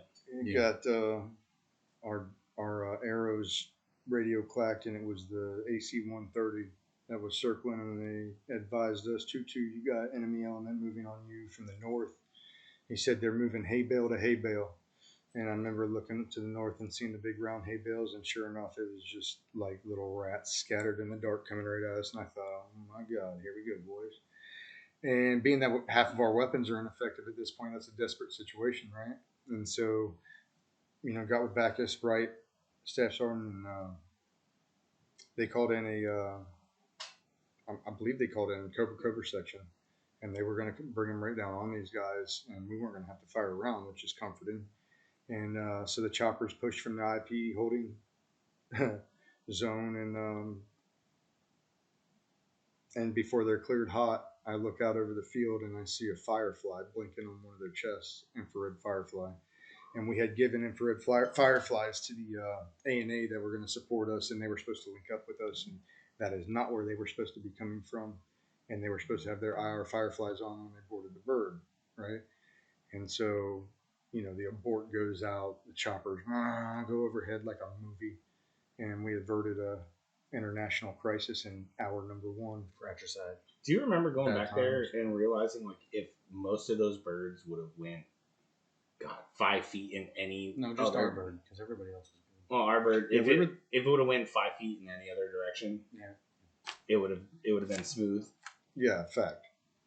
And really from where we landed, where our little mud hole was, you literally had to go 20 feet in any direction, and you were on hard, dry land. And I mean, we had guys, even you, Matt, you had your pants damn near ripped off completely from like, the crotch down was wide open to your boot blouses because you were digging so hard to get out of there. right. Because it was wet and you sank in it, but it was hard at the same time because you were just struggling to go try and find that foothold that would push you out. Yeah. Of course, weighing, what did we say, 350 pounds ish? A lot on the seams. Yeah. A lot on the seams. And Vicolo, And same it was way. it was frogs too. It was frogs, not camis. Which were always bad for ripping anyway. Yep. But Vicolo was in the same situation. I mean, he had his from his crotch to his ankles was ripped. Yeah, there was a lot of guys like that. And now you're cold, miserable. Not Absolutely your textbook. miserable. Not your textbook insert, as it were. When I was still in the mud, I was so angry that was the way that this was going down. Yeah, it wasn't. If this is how it's going to start, how's it going to end? It wasn't pleasant at all. And then like your anger just intensifies the next day when you see everybody else and they have like these crisp, clean, sweaty but clean, dry cami, frog suits on, and you're like, how'd your landing go? And then they look at you and they're like, how'd your landing go? so it was Sorry, a little bit different concerning that. But yeah, so that Can't takes fault that them out. for that. Just the chopper pilots. That's the way a cookie crumbles sometimes. That's the way it crumbles. And so we get out of the mud hole. We avert killing our support A&A in the first 10 minutes, and then make our way to the foothold. So the very next part is we got to get to our foothold building because we were tasked with overwatching Franco's platoon as he cleared Shinnywall. Yeah. And then Lieutenant Neff would have been out past them, and we would link up with them as well. But our initial task to set conditions to clear Shinnywall was to take a couple of buildings and a small stretch of buildings just on the north side of Route 608, which was the main supply route coming into into northern Marjah. And then we were to hold and overwatch the little city of Shinnywall, which was just a couple hundred meters on the other side of 608. And our foothold building was right next to a massive land bridge for that MSR that went over a massive canal, like, I don't know, 8-10 feet deep. Not something you could traverse with the gear on. Like you needed a bridge for trucks, or you needed to use that land bridge to walk across. And so getting back to, okay, now we're out of the mud. So building that up, now we need to make movement to our objective building so that we can set conditions for first platoon to clear. So Grimes, why don't you give me your perspective coming out of the mud and now working to the foothold? I hated that walk. Because like you said, it wasn't far. It felt like forever. And I just remember being in whatever staggered line we were in. There was like two of them walking. I don't remember who was throwing them. I remember seeing all the chem lights on the ground. And I just remember thinking, like, I'm not far from it. If I had to guess, 2-3 feet to my right. I just like peeked over. I could see the line of it. So we had a long line of people. I just remember thinking, like, if I take one wrong, we didn't know. Obviously, it was just minesweep, and they hit it, and whoever was dropping it. And I remember thinking, like, at that time, I was like, if I take one wrong step, I'm going up in the air real quick. Or if you slip, or if I slip, the path breaks away, because it's all on a pop. And I'm cold, I'm miserable. I had to rip pants in myself. Like, you had the cold breeze going into them, so like my whole body was chilling down. I just remember I ended up looking at the pack in front of me. MVGs were shot. My face was covered in mud. I knew my gun was covered in mud. My pack was covered in. I was like, if I go out, I'm done. Like, if they shoot at us, I'm useless. And nothing's coming out. I think when we were cleaning weapons after that, like the whole barrel was just mud. There is a picture. Whole barrel was just mud. And I just remember I'm just gonna look at the guy's pack in front of me, and I'm gonna hope he stays straight. Yeah. And then when we cleared it, retrospective wasn't that far. But it feels like it was. What was it? 40 minutes or something like that. It's from the time that we got off the birds to where we were supposed to go. Like I remember thinking we were there for hours, It felt like hours. and I think it may be a little. It was a little longer than an hour, but And that was almost, probably not much. I No. mean, we were out there. We scattered. The birds came in. The birds aborted. We didn't even wait for the ANA because remember we went back out after them to link back up with them under daylight hours. But you figure we left at 2:30. Probably didn't get there till or got to the tarmac 2:30, 3:30. We're probably touching down 3:15, 3:30. So by 4:30, we're edging up to walking the line. And when he talks about the chem lights, we put the chem lights down because we have nods, and so they're infrared chem lights. Nobody else is seeing them. We're not giving away our position, but we're letting people know every place that one of the minesweepers had hit a tone. And we learned, within an hour of the first morning that in this country there's metal everywhere, everywhere you put it. And a minesweeper, it was dinging. Half of the bridges, were constructed with wood mixed with metal, so all of your bridges there was a would be IED, and like that we got over that real fast. Oh yeah. And it was like, I think everybody just kind of accepted the fact that, well, you know what, it's full of metal. The metal detectors aren't working. Watch where you step. Follow the guy in front of you. And that was only when you're running in a Ranger file. So when you're not running in a Ranger file, you're every step you take over there could be your last step. So, and that's a lot to think about. The other thing is there was technical vehicles firing at our chopper, so we knew there was enemy out here. Mm-hmm. And it's like, okay, you could only do this so long before you have to say, okay, well, now we have to move. Yep. Regardless of what we're walking through.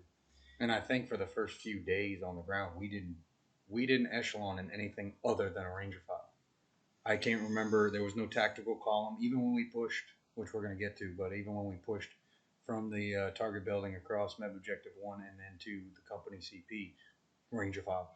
Well, because under the cover of darkness, yes. True, yeah. We never did that during daylight hours. I don't think ever. And thinking back, we could have because they never messed with us at night. Well, I mean, that's why we did it at night, because you got less dispersion. You're in one line. Yeah. There's less chance of one column being, mowed down and grazing fire from an enemy machine gun. Or deviating from the patrol if you lose contact or lose sight contact, because especially in the tree line sometimes. Which we're going to get into all this. And we'll get later into on. that, but yeah, I mean, we owned the night at the time. We didn't get taken. Nothing happened the first several hours of darkness, and then that call of prayer went up after we were already in our foothold and setting up our overwatch for Shinnywall, and things escalated quickly. Let's say, to say the least. Yeah. So we're in the foothold building, and as you look, out towards Shinnywall, which is where our sister platoon is about to go through and do, an initial clear into there. It's open desert, open desert, open desert, open desert, and then Shinnywall. And Shinnywall we knew about it. We had them run TDGs on Shinnywall on protecting the MSR, making sure they couldn't run reinforcements into the back of Franco's platoon. And that was really our job, was to seal that backside off. But also about Shinnywall, the whole open 250, 300 meters in our initial brief at Leatherneck from the powers that be that shaped and probed and took the images suggested that it used to be a very busy market, and then now all of a sudden it was a ghost land, and that they had seen people out there doing what they thought was nefarious activities, and they had warned us that it was probably a field laid in, a minefield, basically an ID field, was what the intelligence was that we got. And so it takes me back, because I remember specifically when we were back at Dwyer and we were everything was getting planned. LT had gotten his order, and now he was planning his own order, right? And we had to slap the table on some stuff, and not because we had to, but because he wanted to bring his guys in and get a feel for where we were. Right. And I always appreciated that about him, because I had leaders prior to this in other units who what they said was what was going, and they knew best, and they're not going to consult the 12 to 20 years worth of squad and team leaders and platoon sergeants that they have before they're going to make a decision that involves all of their lives and their men's lives. And LT didn't do that. LT, when there was something critical, when there was something that was something that was contentious, like maybe we should do it this way, and other people are thinking we should do it a different way. And so I just remember Black Gear squawking and him telling the squad leaders, get up to the tent, to the command tent where him and staff sergeant were at. And when we came in, he had a map laid out, and we went over it. He was like, "Hey, so, we have two COAs. I've narrowed it down to two COAs, and I want to know where everybody stands. It's a course of action. Course of action. Yep, two courses of action, and he wanted to know where everybody stood. And so COA 1 was that 608 being the road that had the deep canal and the one land bridge right next to the foothold building. COA 1 was to run that south to the next land bridge and cross, and then come up from the south end of Shinnywell. And then COA 2 was just to go ahead and cross that land bridge and run the IED field with metal detectors. It would have took less time. And one of the big points that I was making is with that 12-foot deep wadi flanking the road, if we walked south, you take contact from any one of those string of buildings, you can't move that way. And then if you get scared and move that way and somebody does, you're going in with a 100-pound kid on to the bottom of that wadi. You're sinking. And that really geeked me out. So the wadi was on one side, and then you had buildings right on the road all the way down that were unknown to us completely. Nobody had ever been in them. Nobody was going to be in them. Friendly as far as we were concerned. And so it became a thing. And we went around the table. We talked about the pros and cons of COA 1. We talked about the pros and cons of COA 2. I remember specifically me and myself and JT wanted to go through the minefield. We felt like it was safer to take our chances in the IED field than to be flanked by a wadi and unknown houses all the way down for 200 meters. And LT agreed. I think Hein was a little hesitant. He liked the idea of taking the road down and not risking it with the IEDs. Right, especially that dark. In the black, yeah. And so, and he took everybody in. It was that locked in, everybody's locked in look, and it was like, Sergeant Hein, what do you think? Sergeant Rogers, make your case. JT, make your case. Staff Sergeant. And so we ultimately ended up slapping the table with the minefield. And really, a lot of times in a command position in war, you're faced with decisions, right? And you got to make choices. And a lot of times your choices are between two bad options. I was just getting ready to say something. Two bad options, yep. And you got to talk about it and say, well, this one's bad for this, this, and this. This is how we can mitigate those things. Yep. And this one's bad for this, this, and this. And this is how we can or cannot mitigate those things. And then you got to, weigh all your options, weigh the situation, weigh the scenario, whatever you got in front of you, and then everybody's got to decide, okay, we're going to go with this one, and then you got to go with that one all the way, or at least until you have to adapt off of it. And so that's what we did. We posted up right in that Overwatch building, and then the call to prayer went up. The sun was high in the sky, and we were overwatching Shinnywell. And I believe at that time I got called out because we were going to launch an APOB shot or set an APOB shot up. An APOB is an anti-personnel obstacle clearing breaching device. Mm-hmm. So it's a dual backpack rocket system that shoots like a tether rope out of 100 and some odd M67 frag grenades, and it's to clear obstacles out of your way, obviously, obstacle breaching system. So if you had an IED, let's say, in plain sight, laying on the land bridge that you intended to cross, which is exactly what we came up to. It was a command wire running into one of the buildings that we were afraid of on the left or on the right of the road that we were just talking about. And, that's just the one we could see. Right. And we'd already said. Probably a decoy. And probably was a decoy. And we'd already said that, we're taking the land bridge, and that's why we had APOBs, because we can blow a 3-meter path. And hopefully, if you got secondaries, it's going to sympathetically detonate. Right. And I remember setting the APOB shot up that day. And when we first took the backpacks out, the APOB shot was for the future. It was like, we'll blow this when we're ready to go, not let's just blow it now and sit. And so we were setting the backpacks up when the gunfire started. And at first it was just like 2 or 3, one or 2 little bursts, and then it really started to pick up, and they were on us. So do you remember? You remember where your thoughts were about that? Was that the one over the 608? Yeah, day one, first shots of the entire push. I didn't shoot back. Well, and well, because you didn't see him probably. Either that or And you weren't to in be position to be fair, I didn't know I was being shot at. Right. The rounds weren't close. I've told my mom before, like, if they were gonna kill me, it wasn't because they were a good shot. And I remember I didn't even hear the like whistle or the snap. Right? Like I could hear like a whizzing sound, but like, hey, I'm a boot. I don't know. I never been shot at, but I remember sitting on a wall. So I remember staff starting yelling at us. We're just kind of sitting there. We're hearing stuff. I've heard the pop shots from wherever they were coming from over there. The other people that were fighting where we were, but so I was like, "What are y'all doing?" I'm watching this stuff. So Right. we're all watching this.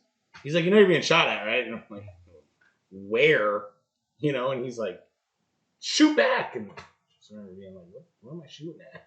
Yeah. Like, Well, there was a lot of that. They had a lot of greenage up along the canals, and they would run them like rat lines, at the time. because they could, because they were lighter. And yeah, so yeah, they could hide, and then take the foliage away, and they would knock cat holes out, like 1 by 1 cat holes that they could fit a barrel and see their scope through, 1 foot by 1 foot, and lay into you from walls from 200, 300 meters, and you're not seeing that. Right. And so it became a very hard thing to positively identify these guys just from the onset. They were good. And where you were on that compound, I mean, I can't go back to it in my head to think about exactly what corner you were on, where you went. But I know at the time I was out there with the engineers, and they were setting up the APOBs, and those shots rang out. And I remember John Semmering was with me. Yep. And I grabbed him because we were like the detail that was protecting the engineers or whatever, just pushing out with them as a security element. And I remember instantly it was like, get back to my squad's compound, which was to the right of where LT and JT and Hind were. And we had taken 2 compounds over right there. I remember coming through that courtyard, and it's like I knew the gunfire was coming from the north. And I'm running to the north wall, and there just happened to be like this perfect stack of poppy stems dried up that led up. Picture it right now. Yeah, that led up to like a stack of poppy stems. It was like the perfect firing platform to stand straight up, and your gun would rest perfectly on the mud hut wall, on the courtyard wall. And I said, "Simmering with me," and I ran right up those poppy stacks, and that would have been the northeast corner of the building. And I put my gun up and I'm scanning because, like you said, you couldn't see anybody. Yeah. And then I caught a flicker out of my eye to the left, and I turn over, and in that tree line that ran straight away from us north, I seen 2 guys. One with what looked to be an RPK, and the other with a Soviet block AK of some kind.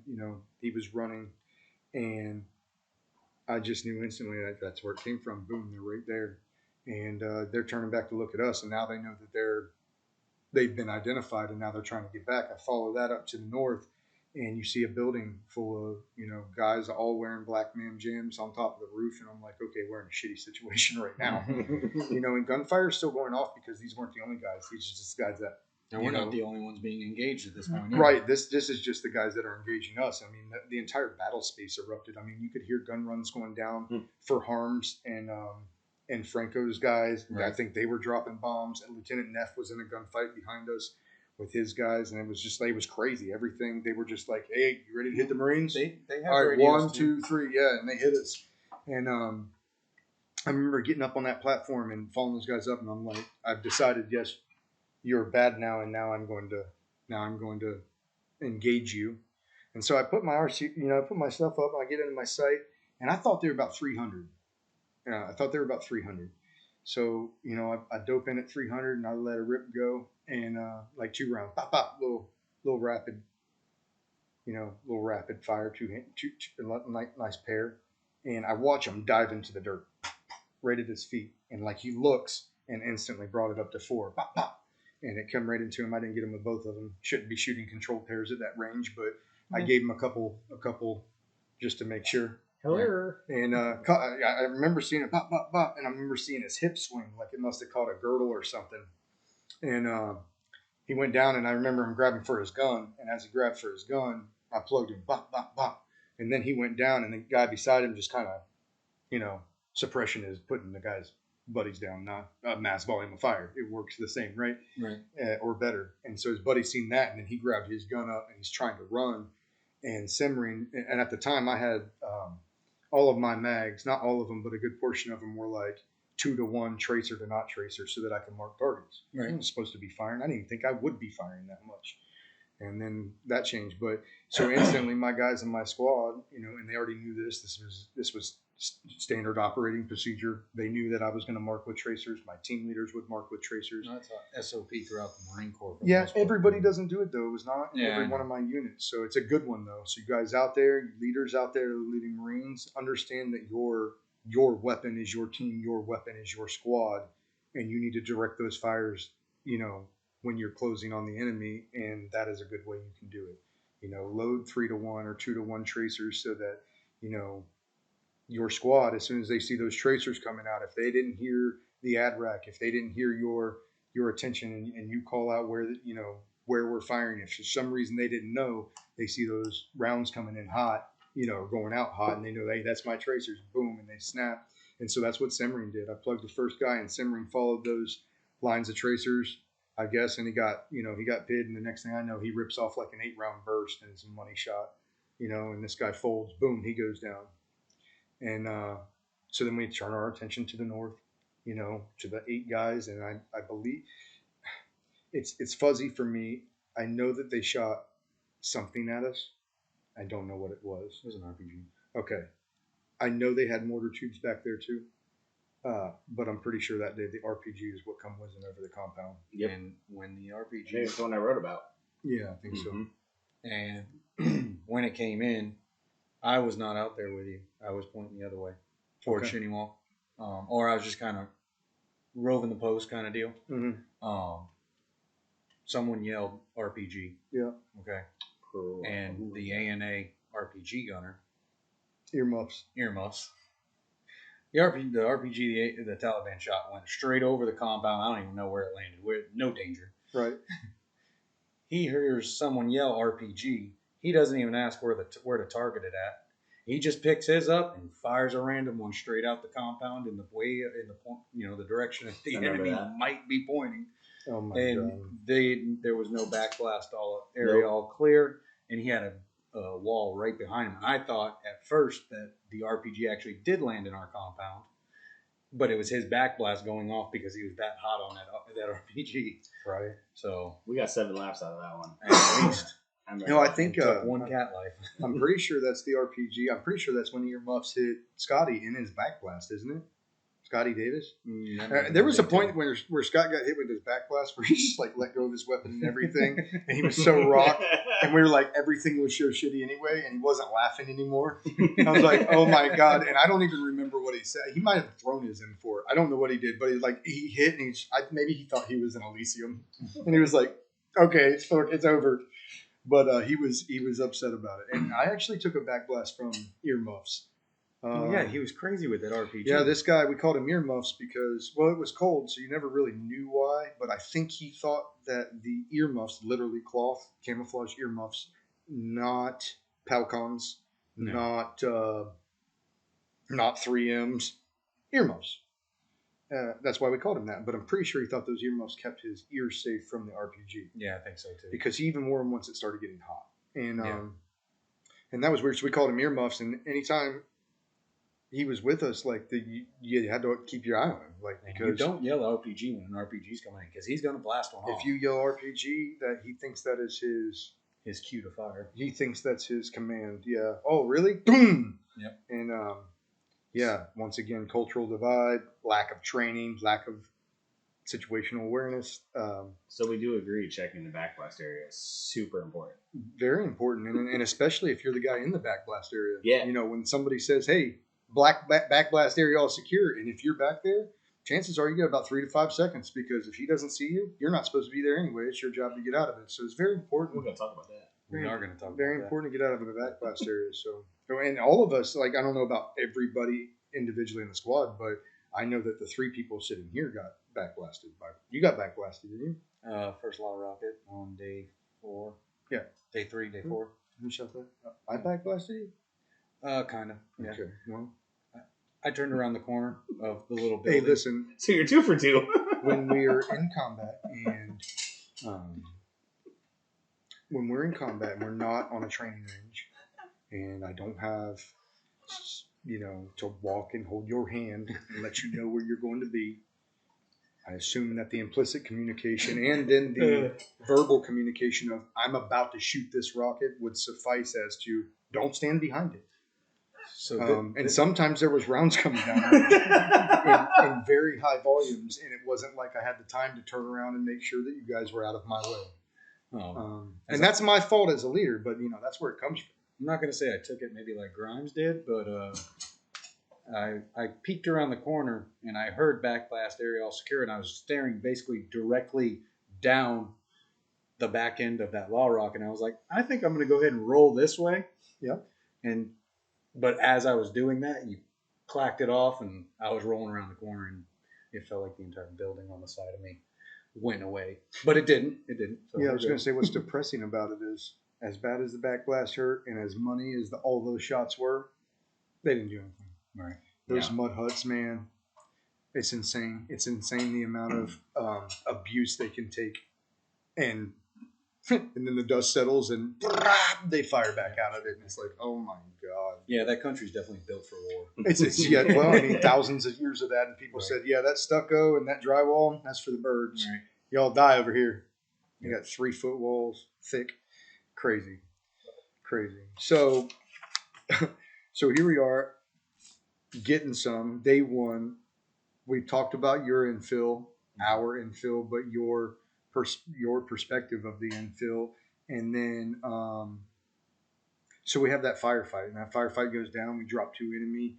I believe at some point we called in air, and air dropped a 500-pound bomb on another building and reduced another threat. And we fought throughout the afternoon, and sometimes it was sporadic. Sometimes you could tell they were trying to get the angle. They were reconsolidating, maybe picking up their weapons, whatever the case. And a lot of times, and we'll talk about this more, and I really detail this in the book, and this is a good lesson learned that I had not learned prior to this 5th deployment of mine. But the Taliban in particular, I never seen Al-Qaeda in Iraq do this. I never even heard of it. But the Taliban in Marjah, they would police their dead bodies, police their dead people, police their weapons, and police their brass. And if they had time, they would wash the blood stains off and bury them in the rest of the sand, as to psychologically completely screw us up. And I will say this, it worked. Yep. There were several times where I plugged people, or you plugged people, or you plugged people, or any of, we got them down and we're watching them. They expire in the scope, and it's like, okay, we need to get up and get those weapons. Problem is, we're 200 meters out, or we're 150 meters out, or whatever, and we got to get through the rest of these compounds or these canals or whatever. And then you get there, you get to the exact spot, and it's wet, it's turned up. You don't find a piece of brass, you don't find a weapon, you don't find a body, and you don't find a drop of blood. And then you're just like psychologically fucked. Like, I know for a fact. And then you got to call in a BDA and be like, well, got no weapons, got no bodies. I killed 7 people, but I don't know how to tell you that and prove it, because, and remember in the beginning, they would bring in those white vans, like medevac vans, and we wouldn't engage them because they put like something on them, but they would, that went away quick. Yep. They started coming in just to get their bodies and stuff, which was respected. And then after that, they came to drop bodies off to fight us. And anyway, I always thought it was amazing because somebody came up with that. Oh, yeah. Like, this was not something that just a couple of them did. This happened our entire time there. And I'm telling you, for me, on that deployment, one of the most frustrating things was not being able to confirm, not being able to get their weapons, not being able to get there quick enough, and there's a lot that goes into that, such as most of the Taliban had motorcycles, little mopeds, and some way to move around quickly, and wearing 100-pound kits on the LPCs. Yeah. And on the boots, and we're not moving fast because we don't know where the IEDs are. And they do. That's the thing. You can't move fast, so they know the entire terrain like the back of their hand and where the booby traps are. And so they became very good at hitting us and bouncing, knowing that we were going to follow. And later on we'll talk about some of the different tactics that they started to use as time progressed to kind of catch guys up, and they're good tactics. But We can get into that a little bit more later. Another quick perspective, day one combat wise, especially from people that have had it and not me. I say it all the time, everybody laughs, but I remember during that firefight, I just kind of stopped. I looked around in my area, and it's still the funniest thing I've ever said. Like, I was always comedic relief, but I remember screaming, like, Staff Sergeant, you fucking lied to me. He's like, what? I was like, you said combat's not like the video games. I was like, we on a kill streak right now. We had a gunship over here. We had helicopters all over the place. I was like, I'm pretty sure 2 fighter jets just gun run. Like, It's a video we game. hot. We in right? a video game. We in a video game. I don't know who I'm shooting at. I don't know where they're shooting at from. I'm being yelled things that even in the video games, I just let it go off the screen. I'm just trying to shoot stuff. Don't know what I'm shooting at, but I'm watching my kill streaks. They're all coming through. I remember just stopping for a second, just like I told Ryan, I was like, it's one of those beautiful things to be a part of, but like it's dangerous. But at the same time, it's like when people are like, it's not a video game. Like you get where the video games come from. You get it, Dude, and they're good. They're good. Like the graphics nowadays, pretty wild. And I'll never forget that. I can relate to you though, because and so let's zoom out a little bit and change the scope and let's think about the small percentage of, I'm not even just going to say Marines, I'm going to say servicemen, to include the SEALs, to include MARSOC. It's a very small percentage of people that even get to look up and witness all of America's resolve just this side of a SEAD mission. We've seen everything. Right. And it was all at once, too. It's not yes. I mean, especially, and it's amazing. I get cold chills thinking about it, because when we went there, we had air stacked up every 5,000 feet. Yep. We had HIMARS rockets. We had Excalibur artillery rounds. We had, Ravens and drones and all this high tech and everything coming in to support us at one time. And I had never been in that position in my entire career. And you never waited long. I mean, if you called in, that's what I'm saying. air, they were already circling. They were in, or they were all just already there. Like, that's why I took it in. I just remember, like, It was insane. It was insane. I stopped and I just looked and I'm like, some crazy. I was like, is that a gunship? And for whatever reason, I just thought of Call of Duty. So I remember how hard it is to pick that up. Here I am. I don't know how many people I killed at this point. Like, and that's why I brought it up, because I just remember being like, you needed like 15 to 20 kills in Call of Duty to get that thing. I'm like, I think as an element we achieved that. Oh, absolutely. But just on a single man's perspective, I'm looking at it, I was like, yep. And then you'd hear like the, heavier guns, and you look left and helicopter. Look right, helicopter. Behind me, you hear the wah, and Gert, right, and you're like A-10 Warthog gun run. You're like, gun run. We hot. Now I got to stop you right there, because a gun run in combat by an A-10 Warthog is maybe the single most brilliant display of firepower from the air that I have ever seen. Closely seconded by the HIMARS rockets coming in. That was pretty now, cool too. The reason I say that, I mean, this is a machine gun. For those of you who don't know, this is a machine gun with several barrels that they built a plane around. Okay? It is a large machine gun with wings. And when this, just like the video games, the old movies you watch, and that's what's crazy about it. I remember having the same exact, almost like all shaken moment, like you're talking about, the first, second, third, and 40th time I seen gun runs come down from A-10s, because it was a aircraft that I never thought I would serve on the battlefield with. It was just like the machine gun bunkers. I never thought that we would see machine gun bunkers. Right. Like, I knew it was going to be hard. I figured they'd fight us from the compounds, a lot like Iraq, shoot and move. Nope. They dug their heels in like the stories of Fallujah. They set up booby traps and they waited for us to come. They came there to die. And they yeah, absolutely. A lot of them said, "This is it. We're going to do it." We obliged. And it's funny you say that. I talked to Matt today about it. I don't remember where in the deployment this was, so I'm following up with you. But like I said, they were behind me, so you got to see that. I remember later on in the deployment, one was called in, and Matt had taught me call for fire and stuff, because he went to the course before we deployed, and he was next to me. He nudged me. He's like, "You about to see yours, dog?" And I was like, "What?" He's like, "We called one in," and I'm like, I got to see it from the start. Right, we was in a little bit of a lull. We was they kind of calmed down, or they were shooting at on one of our sides, and Matt's like, there it is, because he had seen one A in training, and B, he saw the other ones. I look, and I'm like, what? And you can see a little speck, right? I'm getting excited. I'm like, yeah, buddy. Watch it drop. I watched the ground below, and then I watched it leave, and I kind of get upset, right? Because I was like, where was the noise? And then it happened. And Matt's just smiling. He's hearing me. I'm like, where's the noise? It's like, that was kind of, no, and he's laughing, and all of a sudden, and then you hear the afterburners and stuff as it comes across.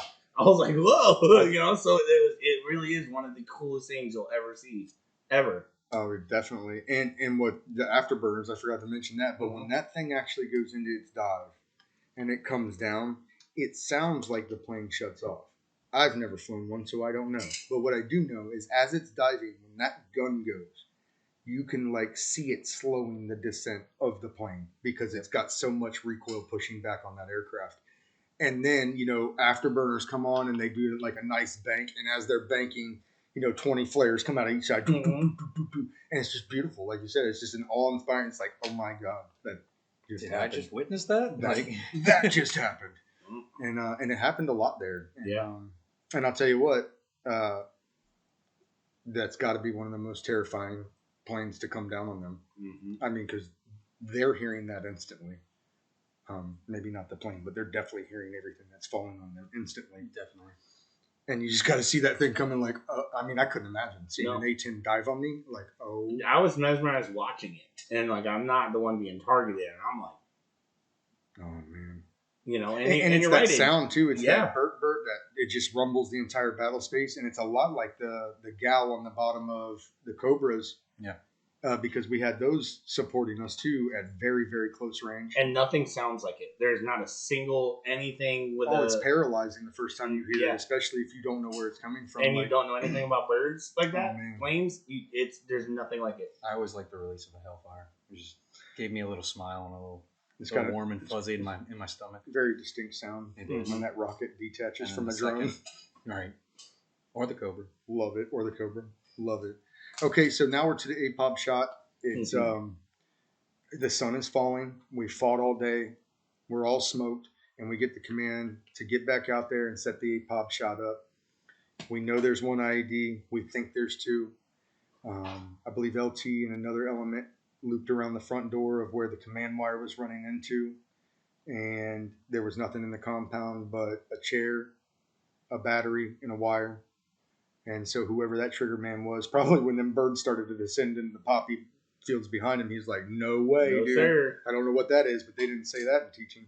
That's probably what that poppy stack was made for, that you were like a guard post? Yes. Yeah. And it probably was. It looked out over our LZ. And it looked like a guard post. Yeah. Yeah, they just didn't want to shoot at 37 helicopters landing in their backyard, you know, and I wouldn't either. I mean, if someone would have been there, though. It's time to grow gorilla at that point. Yeah, definitely. Time to go gorilla. And they did. You know, they did. And so sun's setting. LT hits me up. Yo, so I'm riding. Let's get back out on that APOB. We're about to move. So I tell my squad, you know, let's roll it up, boys. Roll it up and let's prepare to step. I think Ramji moved up by LT. Yeah, because I think when the purpose was after you guys blew it, because I was still with you, you took most of the squad with you, and I was to stay back, gather the rest when we got to go ahead. I went up on the stack. And you're right. When you describe how you put that weapon down, that was like the one time I got to relax my arms and just rested there. And when I'm watching, I was like, I want to see this. Put my little MVGs down. That still scared me to this day, man. I remember I watched it. I could see everything. I was like, I need to know where you were, because that's what I was linking up on. I watched you go in. And the big thing was we were the first in the order of movement. That's why I took out a good portion of the squad. I think I left your team back. And then you would just link up in tail end, and then we were ranger filing across the minefield, the IED field. So I see you set it up, and LT comes up. LT's motivated, always, you know. How you doing, Grimes? You know, we're cutting it a little bit, but I'm more focused on watching, you know. No offense to LT, but, you know, it got serious. You were in the zone. I was in the zone. And then I remember there was a point when you basically told me we were set and ready, and he gave you the go-ahead, and I remember watching. Like you said, the way they launch, I don't even think I can describe it, but watching you can see the trail Oh yeah. You know, It's like a white engineer tape Yeah. attached to a rocket with a. and it was couple cool to hundred see. And grenades I've in it. never seen it, so you know, you were hyped about it. So Right. I went, why were you hyped about it? I don't know these things, you know. So I watched it, and all of a sudden, like LT's looking at me, I'm looking at him, we're watching out, and they explode. And on the MVGs, the explosion looked a lot bigger, I guess, than what it was. But when I seen it through MVGs, it covered where you had planted everybody. Hmm. And I remember this cold silence, and I know LT saw the same thing I did, because LT looked at me, and like my heart dropped, and he didn't say a word to me. And you could tell, like, mentally, we were both like, did our boys just wipe themselves out, or was the IED just exploded like bigger than we anticipated? And LT just like snapped back forward, and I remember he grabbed his fucking handle and he gripped it, and I was like, LT running, I'm running, like that's what it's gonna be. And then, fun story with Rogers here, you always knew how excited he was by how loud he was over that radio, right? He's like, we good, sir. You know, getting all loud, whatever you said to him, but all of a sudden, like, the grip loosened for LT. Yeah, I want to say honestly that. Well, what you didn't know is that I had the entire security element spread out on the back side of the ditch. Yeah, you pushed back. And so we had cover, we had concealment, we had security to our back with the guys that were still in the footholds. Yep. And so our guys were good. But I get what you're saying, and I know that he didn't run out there, but I want to say that he was like, "Yo, Sergeant Rogers, good." Yeah, And my ears were gone, and I had just seen an APOP go off, which is a very exciting thing for me. And I'm like, "Yo, so we are good to go. I'm stepping." You know, we just woke up the night, so it ain't like there's any point in whispering. We just shook the ground for a square click. When Rogers does something more than once, it's usually just, hey, we're good, you know, push out, you know, move, RTB, whatever the case was. This situation, boy, the excitement in his voice over the radio, he had fun. Yeah, I mean, that was the biggest, well, up until that point. It wasn't for very long, but that was the biggest explosion next to the Miklik charges, or not the Miklik, the Bangalore charges that you do in CAX. I don't know if you guys got an opportunity to do that. Bangalore's went off in CAX. I was on range 400 out in Cali. That's when I was in 3-2 doing a workup. And I had never been around Bangalore's. I'm like, all right, cool. This ought to be cool. And the guy told me, he said, keep your mouth open and plug your ears. And I thought, and nobody ever told me that before something went off. I'm gonna listen. I'm gonna heed that advice. I put my, because we're in like a little ditch line of rocks, and they got to blow this and breach this obstacle. So I got my hands on my ears, and I was standing next to a rock that is like bigger than my house. Like, it's a boulder. Right. Okay, it's a piece of earth. It's not even a rock, I guess, at this point. It's just a boulder. Huge, man. Yeah. I don't know. Huge rock. Huge. 20 feet tall. It was a rock. And I could have sworn when those dang Bangalores, when they went off, it was like that rock came up 2 feet off the ground. Like the entire earth came up and then settled back down. And I just remember that being the biggest explosion that I heard. And then that APOB went off. I was way closer to the APOB.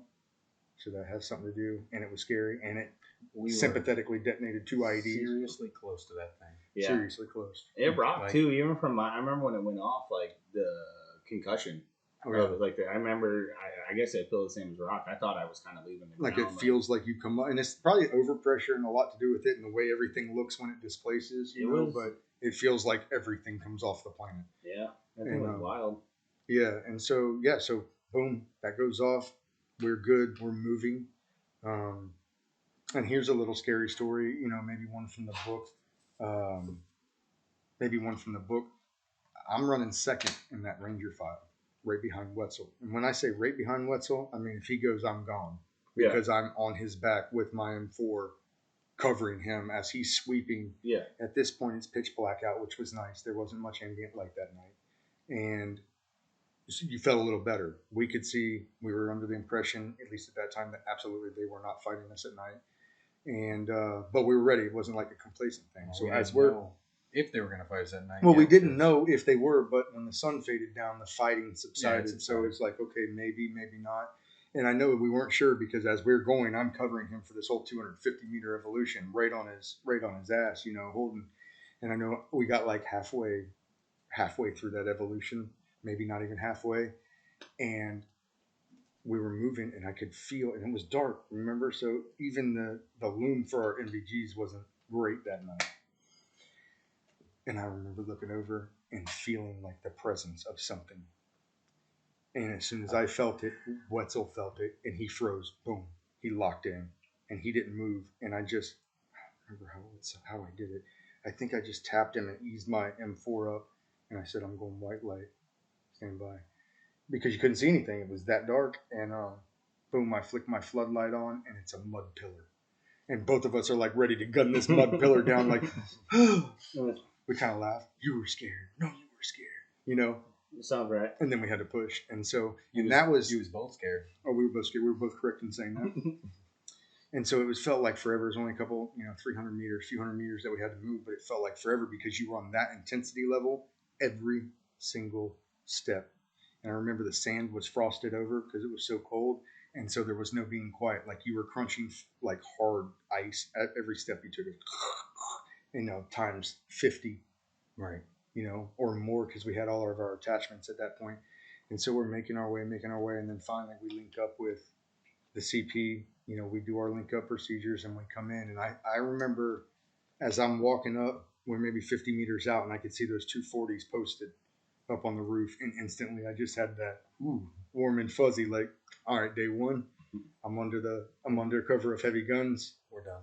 Good to go. We got to get, Oh, and one thing we didn't mention is all those weapons that were dirty, by the grace of God, our foothold house had a water well in. Yeah. Virtually none of them did. The house we chose happened to have one. And so as soon as everybody came in from the muddy fiasco waiting on the sun to come up, everybody was able to get clean weapons, like perfectly clean weapons, juiced up, lubed up, ready to go. And then by the time, obviously, the fighting started, we were banging. Yeah. Everybody was banging. So that takes care of everything all the way up to the APOB shot.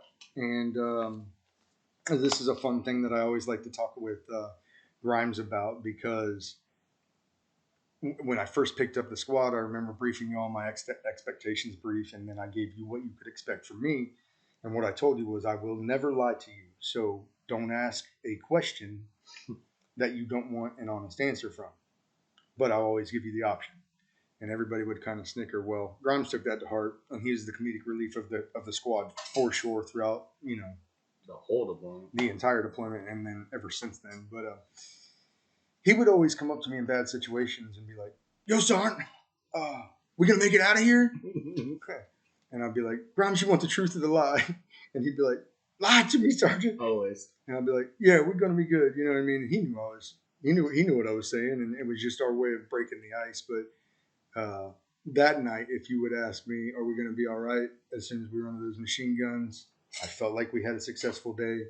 The squad meshed very well. Nobody froze. Yep. Nobody freaked out. Yeah. Everybody did their training, and I was like, we're going to be all right. Like, and that kind of closed into day one, which seems crazy because that was a crazy day one. That was day one. Almost 2 hours to debrief it. Yeah, 2 hours to debrief. 6 hours. Right. Yeah, it was an intense day. But that's 3 perspectives too. That's true. That's 3 different perspectives. I got some more questions for you on perspective. Okay. But it kind of fast forwards a little bit of things that happen. So this won't necessarily go chronological. There's a lot more in the book, guys. A lot more detail. A lot more contextual information to set these stories up. So if you haven't gotten that, get out and get that book, Lines of Marjah, and it's on Amazon. You go to Amazon, hit that search bar. You can type in either my name, Ryan Rogers, or Lines of Marjah, or both, and it's going to pop up, and it's going to give you an option for paperback or a Kindle version, and we're working on more outlets right now. So getting back to the story. This is going to fast forward a bit, Grimes, and we can kind of jump back and forth a little bit. But I wanted to talk about the brotherhood. So obviously, Bridges gave you something. He gave you that need, that purpose that Matt alluded to earlier in saying, you didn't made it your mission that this boy's coming home or you're not coming home, right? Right. And I think that was probably a start of a small brotherhood for you, or a large brotherhood, however you want to look at it. But between you and Bridges, that was probably that first moment where you were like, boom, I got him no matter what. Yeah. And, I think that it's thrown around. It feels as though to me that sometimes Brotherhood of the Warriors, or the Band of Brothers that was coined by, was it Tom Hanks that wrote that? Stephen Ambrose wrote the book Band of Brothers. Stephen Ambrose, and then was it Tom Hanks that produced the movie though? Yeah, I think he had a part of it, but so they coined that in the Band of Brothers, and they go through with World War II. Actually, it was from William Shakespeare. Oh, well, that's going way back. Henry V is the play, I believe. Okay. On St. Crispin's Day. Yeah, there you go. Okay, so it goes way back. But in regards to the Brotherhood of American Warriors, Band of Brothers. Right. I mean, at least in my generation, we watched Band of Brothers. You could read Band of Brothers, and you can see that these guys, it's not that I never understood it, but I understood it so much better. Yep.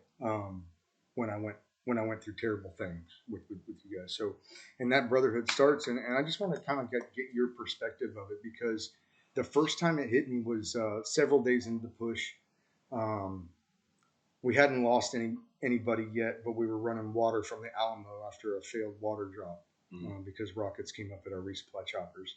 And I remember, like, we finally got done with the water, and now we're down there, and the whole element was back together. And we had been split for several days up at the Alamo from the rest of the platoon. Mm-hmm. And even just in that short few days, when the guys came back, it's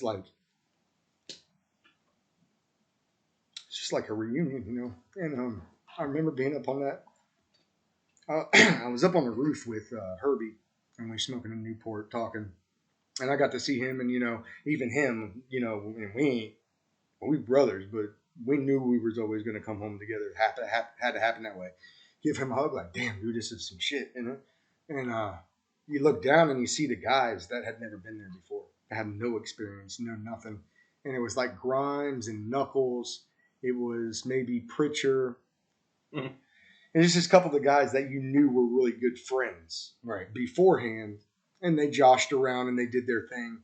But I remember looking down from that machine gun post and witnessing it, And it's a powerful emotion to see, the embrace of a man, another man, boy, whatever, 22 years old. And so we're probably talking around the time when, because Third Squad had the gas station, right? When we were Third had the gas station, and then Hind and our squad ended up splitting. Yeah, we were across the compounds street. Across the street. Yeah. So we're over there, and I'm looking down from this. Post with Herbie, and I just see like you and Nux and Pritchard, and like all of your heads are in the middle. They're drinking buddies. all of your rifles are hanging. You smell like shit. Terrible. 10 days maybe at that point. I don't even think it was 10 days of hard fighting. 6 days of hard fighting. Everybody's out of food. Everybody's was out of water. I mean, just desperate times. I remember all three of you guys had your Kevlars together, and you like just hanging on to each other, hugging each other, and I'm like, that's it. So I remember that actually too, because they had that a little bit before us. So they had rummaged a lot of that area. Remember when we were running water down, we came down the one time, and we've been gone for a couple of days, and we've been out of food for like a whole day completely, maybe more. Yeah. And we walk in with all that water, and Herbie comes up with this big wooden bowl. Yes. And it had eggs, cooked eggs, rice, I think they called it a rabbit, and cooked the rabbit and put the rabbit meat in the eggs. I think they found some rice, and somehow I think the A&A guys brought pressure cookers with them in their. No, I think they found it in the bazaar. In their packs, yeah. But Woundy had a pressure cooker in his pack. Yes, in a 5-pound bag of rice. Yeah. And so they knew what they were getting into, I guess. And we just thought they were going to keep sending us food, and then when that didn't happen, so the brotherhood thing works both ways here. For the guys who are going to listen, you'll know. For everybody that doesn't, When I remember going in there, they came on. They were the drinking buddies. Me, Pritchard, Nux. Like, we always hung out on weekends. We always did the thing, and we got in there, and Pritchard always. Me and Pritchard were close. Came right out to us. Knuckles was there. We were doing our thing. And yeah, but it wasn't. What's weird? It wasn't emotional for us. It was just happy to see a buddy. Like, it could have been more, I joked with Knuckles about it. Like, I'm tired of seeing Knuckles' face, Right. Good to see my boy and laughing about it. The hug thing happened. The one thing I remember about this 100% was the way the senior guys treated us. there was like a lapse of rank didn't matter. I remember Cole hugging me. Cole's like, fat boy, you know, he ran up to me. Right. It wasn't, hey, Lance Corporal, like, it was, hey, Wolbeck, like, it was that initiation of like, y'all got your shit, you're here. And then we went right back to the games, right? And, you know, you said it earlier where it was like, you know, games wasted energy. I remember across from the gas station where all the seniors hung out, they had those stack of blankets. But they wanted to see how we would do, and I get that now. Like, we weren't able to take blankets. New guys had to go and fend for themselves, right? Eventually, for everybody listening, they did come back. Yeah, they came back and gave us. Somebody was playing. What would the new guys do, right? They wanted to see. We were hardened at this point. I was still new, but like, y'all are here. You're safe. You're safe-ish, right? They third, all up to third. They had that place secured for us to get in there, right? Everybody, you can go in that one. We checked it. That one might be IED written. Like, you know, we knew where we could go. But then we still had those 2 machine gun bunkers we had to fight that were laced with IEDs. Mm-hmm. Those hadn't been done yet. Those were still sitting there. No, we were just trying to put a foothold in so we can get. It was. I think real close to that time, EOD went back and controlled deaded. You know, I think 7 IEDs. Yes. And then I think they put like 2 satchels of C4 apiece in those machine gun bunkers and crushed them. But you could see like the seniors were like, dang, everybody's back. Nobody, like you said, we ain't lost nobody. Yeah. We were all back. We were all good. We were messed up. Like I remember if you remember, I had to sit in front of a fire because doctor was on my toe and I'm looking this way and I can't feel it. Like I was just cold. But it was just a lapse of all the games that we played with each other, the ranking system, the I'm a senior, you're a boot, it went out the window. And that was like the first thing. Then we went back to the normal games because we were really good at like, there's time to play, there's time to be at work, you know. And then it was you get your butt back up at post. Herbie's the same way. Like I know you and Herbie, you talk about it in the book a lot. There's a lot of he lit you up in Newport, y'all BS, but Herbie was the same way with us, man. Like he greeted all of us, you know, hugged everybody. Yeah, well, I mean, it's not like I wouldn't say it's like rank went completely out of the window. But there's bigger things to worry about when you're fighting from sunup to sundown. And there's bigger things to worry about when you've run out of food and clean water. And there's just, that's not the time to play games with somebody. That's not time to pull rank. That's the time to check on your guys, embrace your guys, reassure your guys of the mission of what is to come. Reassure your guys that, hey, this is only day 8 and we got 8 months. Don't get complacent. You know, you want to take them in at that point because that's all each other have. So if you're going to play stupid rank games and then you're going to have division within your squad, and one of our laws is unity of command. And when those kind of things pop up, I mean, it's important that, you know, when you're in a shit sandwich, it's important that you understand that you're in a shit sandwich and that you're not on Camp Lejeune anymore. But I can also imagine, you know, maybe you and Shrek can talk about it. I can't imagine what that felt like for guys like that. Like, you did a whole workup with us. You trained us. Like, you watched us go from the scary little SOI kids to, like, we just threw you in the worst possible scenario you could possibly be in for the time. And then, you know, he comes in and he sees third guys. You know, he sees the Mary. He sees the Pritchard. He sees radio. You know, I can imagine Cole was seeing the same thing. Guys, you know, we used to train side by side, second, third, first, all the time. Get our butts chewed out for making the stupid mistakes, the boot mistakes. Like, it was cool to see my boys, but like, how cool is it on that aspect of you trained with us, you worked us up, and now we all walk in alive. We're tired. Our feet hurt. Yeah. We got 1 pair of socks in the pack. Our water's probably depleted, but now we're all embraced again. Yeah. You know, and I think that's what it was. I think from, I mean, I can only speak for myself. Me and you were together virtually the entire time, but that doesn't mean we thought the same things. Right. And so for myself, I mean, to me, there's very little things in my life that have topped watching, you know, what you all did. Yeah. Because you all were trained before I got there, and then it needs to be, I need to come in and guide that training. And for me, I mean, y'all made it easy. I come in, I tell you what I want, and get it done. And it's amazing, especially given the, you know, whatever the cards that we were dealt, because they weren't good cards and they weren't good situations. And for some reason, not for some reason, for reasons of good training and tradition and a spirited core and brotherhood, we thrived in that situation. And so for me to watch my squad thrive in combat, in hard ass combat, dude, there's no, for me, there was no more beautiful. I mean, to me, that was the most beautiful thing in the world. It's like, yep, look at these are animals. So, uh, what do you think? Nothing to say on it? No, I'm good. Okay. But we kept it up too, though. Again, we're fast forwarding back and forth here. How many times when we left the wire, if we were on like a big base, big area, whatever, fob? How many times Pritchard be at that entry point when we come back? Right. Yeah. Right? Always. And at one point, it wasn't just to see me, just see Knuckles. Like, Ryan, I'd always hear him scream her name. When the patrol leader came in, you got acknowledgement. Like, he was there and I know he was counting bodies. He's never admitted it to me. I know he knew how much we walked out with, and I know he counted everybody that came back. I did it to him too. How many times did I have to deliver him bad news? Also, you're probably passing Lance Corporal Underground word too, so. Yeah. But it was also a thing where it was like he knew we was coming back. He was probably next. Honestly, like that's how it rolled. We come in, tag, you're in, go. Yeah.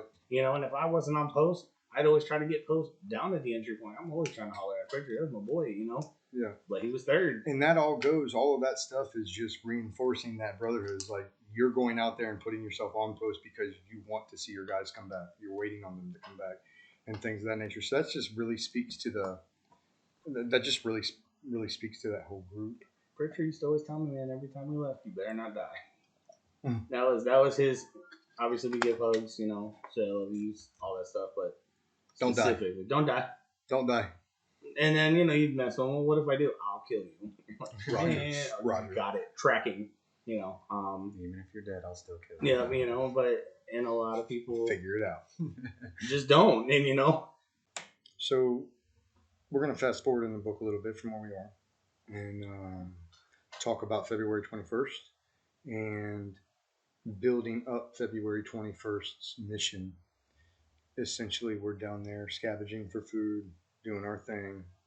And at this point, the ground line of communication has been opened up by Lima Company, and they had actually moved in some engineer dozers to begin to construct a cop for us. Camp Hansen was what it would, end up being. And so they're up there doing their thing, and we're down on post down at the firm base that we took, a couple compounds that we took over in a gas station as a platoon. And they were going to build this thing just behind us. We'd already cleared that land. We had people on all sides of that. The other companies opened up. And so here they come. They're up. They're dozing. They're opening up HESCO, starting to, try to construct some walls. And the next thing you know, they get LT gets a call at the gas station over the radio. And it's the engineers from that truck. And they're saying, hey, there's people shooting at us. And we had heard the shots. But it's like they have an up-armored dozer with a security element of trucks that had 240s and 50s on the top of them. And it's like, we're a click down the road from you. And I don't know what he said to him, but probably something to the order of, hey, if they shoot at you, shoot back. Like, you don't need us to come up there and shoot them. You have up-armored trucks. If you got bid. We don't have up-armored trucks, by the way. If you have positive identification on enemy, shoot them. And it wasn't like 10 minutes later. You heard a single shot and then a burp off a 240. And they called down and said, hey, we just shot one, this, that, and the other thing. So we got tasked as a squad to go up there and do a BDA, a battle damage assessment, see how many people were killed, see if we can find any clues about who they were, things of that nature. And so we make our way out. We make our way up to that section. And up where they were shooting from was real close to a cemetery. The cemetery sat on top of a hill. That hill had a large radio tower, red and white and metal radio tower. And then there were some scattered farmhouses a little bit around to the right-hand side of the radio tower, let's say.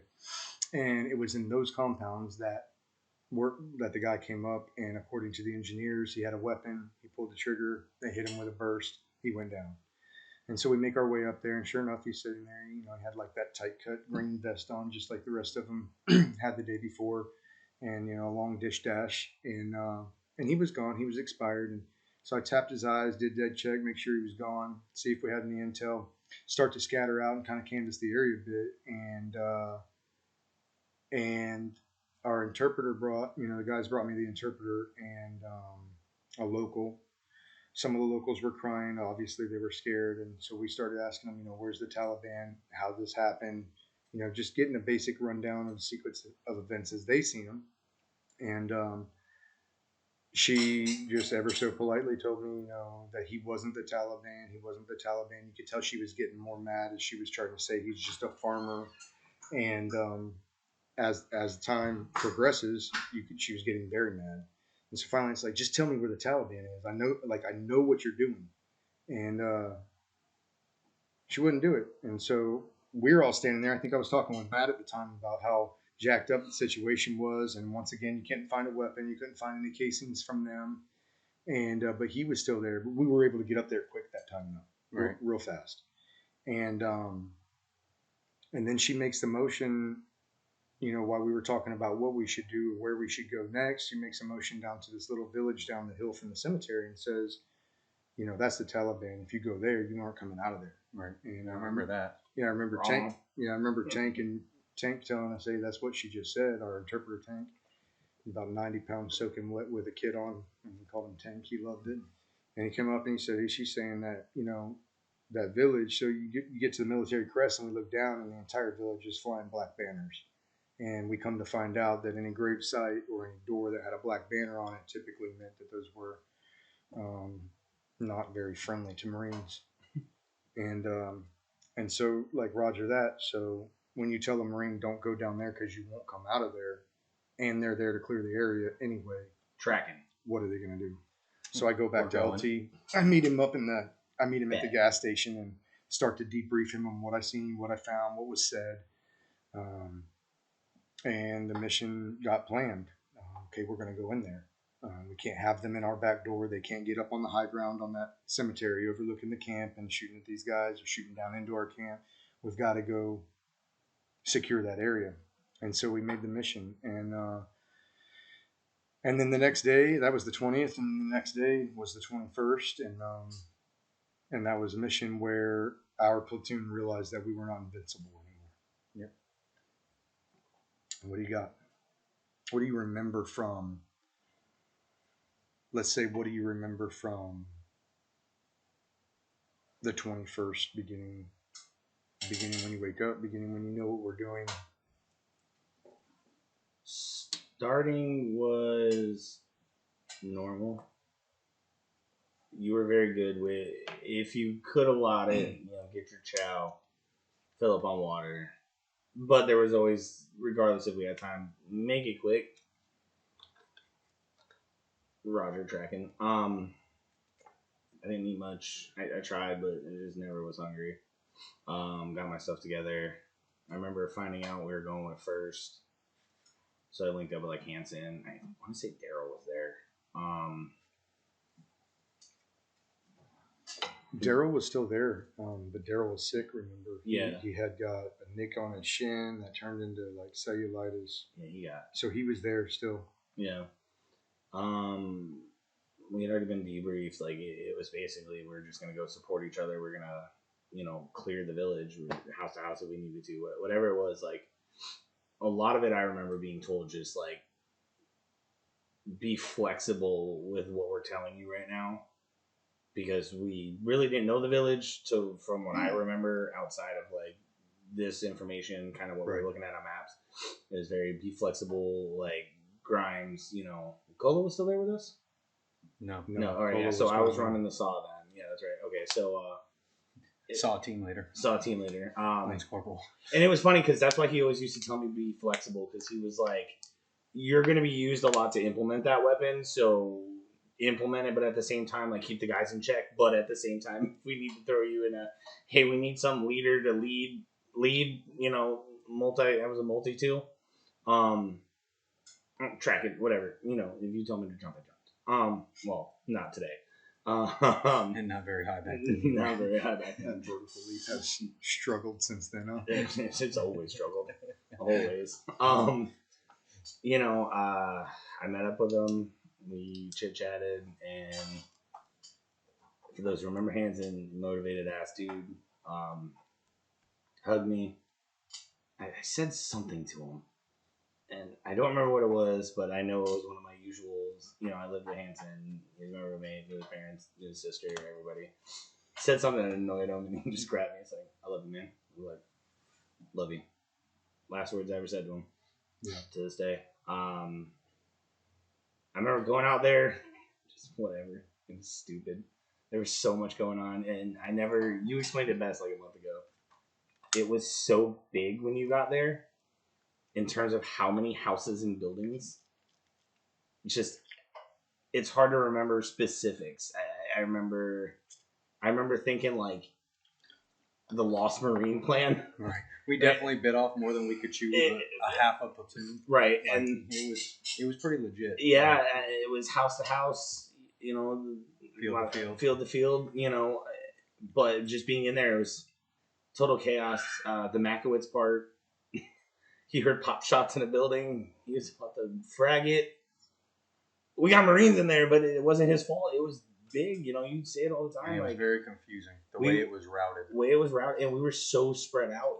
It's not like no one did their job. It was just 2 here, 2 here, 2 here, 2 here, Ryan, all over the place, you know, making sure people are set, checking for Hein, all that stuff. Radio communication with LT and Stats over there, right? Yeah, so, you know, the evolution, and I don't know how much of it you remember.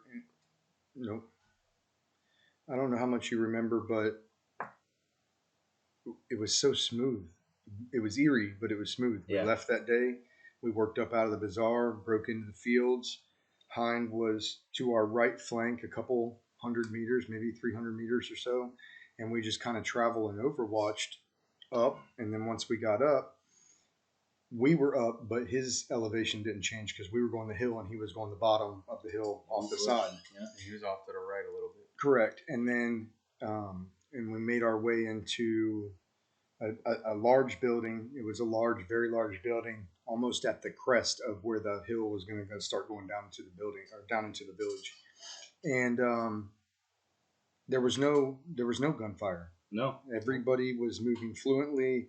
You could hear the squad, you know, next to us in their radio checks and checking in with sit reps with LT and our squad. Everything seemed to be fine.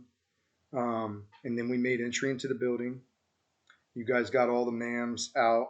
You segregated, you searched, everything was good. We asked the family to leave, which was common. We would ask the family to leave unless we were in a contentious situation, at which point the family would have to stay. And it was usually in the opposite direction of where we figured we were going. Most likely contact was going to come from, because we know where we're at. Right.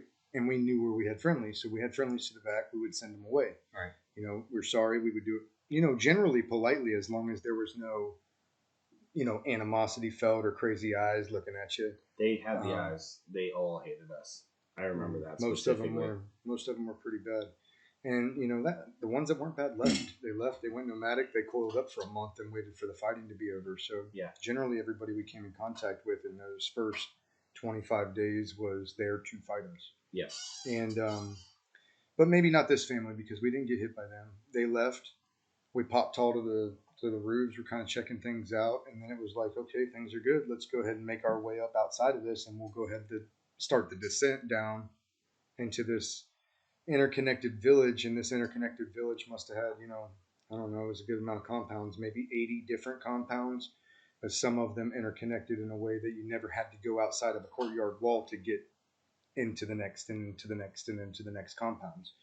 And cat holes all through them, and black banners flying all through them. And I remember coming out of the big mansion and turning right, and I was just going to go up by myself, you know, check out what we had, see, you know, what I thought or what I could figure would be the best entry into the village, because we weren't on either flank of the village. Like when Hind and them would come up from the right, if they would have been online with us, they would have come into the right side of the village and be able to sweep and not have anything behind them, whereas we were kind of like middle left of the village. And so you would have enemy both ways. Yeah, everywhere. And yeah, so I remember kind of coming up to that military crest of that hill so that I could peek over and you know, look down, and the entire battle space erupted, and it was everywhere. It was all over us. rounds going everywhere. Hein chirps over the radio. He got hit at the exact same time, and you could figure by the same group of people that were down there, and it was on. And I mean, they were coordinated. We fought. At all times, they were coordinated. Very coordinated attack. I mean, I remember we got fire superiority by spreading out behind the military crest, and it was straight up out of "We Were Soldiers." I think I even said it. It was just like, "Hey, spread out. We know they're down there." But when the firing stopped, they were right on that crest, was blowing up, and so we dove back out of the way. We no longer had anybody on the roof to have eyes down the hill, and it was like, okay, now we know they're on the other side. We know they're down there in the village somewhere. We're gonna get dispersion across the top of this crest, and we're gonna pop it, and we're gonna get fire superiority, and then we're gonna go to work. And and everybody was just like, yeah, roger that, except for the EOD guys. They were like, this is not the movies. both staff sergeants were like, no. And yes, that's what we're doing. And boom, I gave the command to move, and everybody moved up and just started laying down into it. And sure enough, there was another bunker system right at the beginning of that. Right at the beginning of the entry into there, and it wasn't like the bunkers from before. No. But it was like a hardened compound that they made their own defenses up, and they had machine guns in it. I put saw rounds during that, man. Oh yeah, down. Oh yeah, and they would bark right back though. That's what I'm saying. They had some kind of defenses in there that we weren't. Yeah. So it was on, and the more intense it got for us, the more intense you could hear the radio chatter from the other squads because they were on them too. We had a building in elevation. Hein was stuck in the middle of it with his entire squad in the middle of a chisel plowed poppy field. Yep. And bullets raining on them. And so it got bad. It got bad really quick.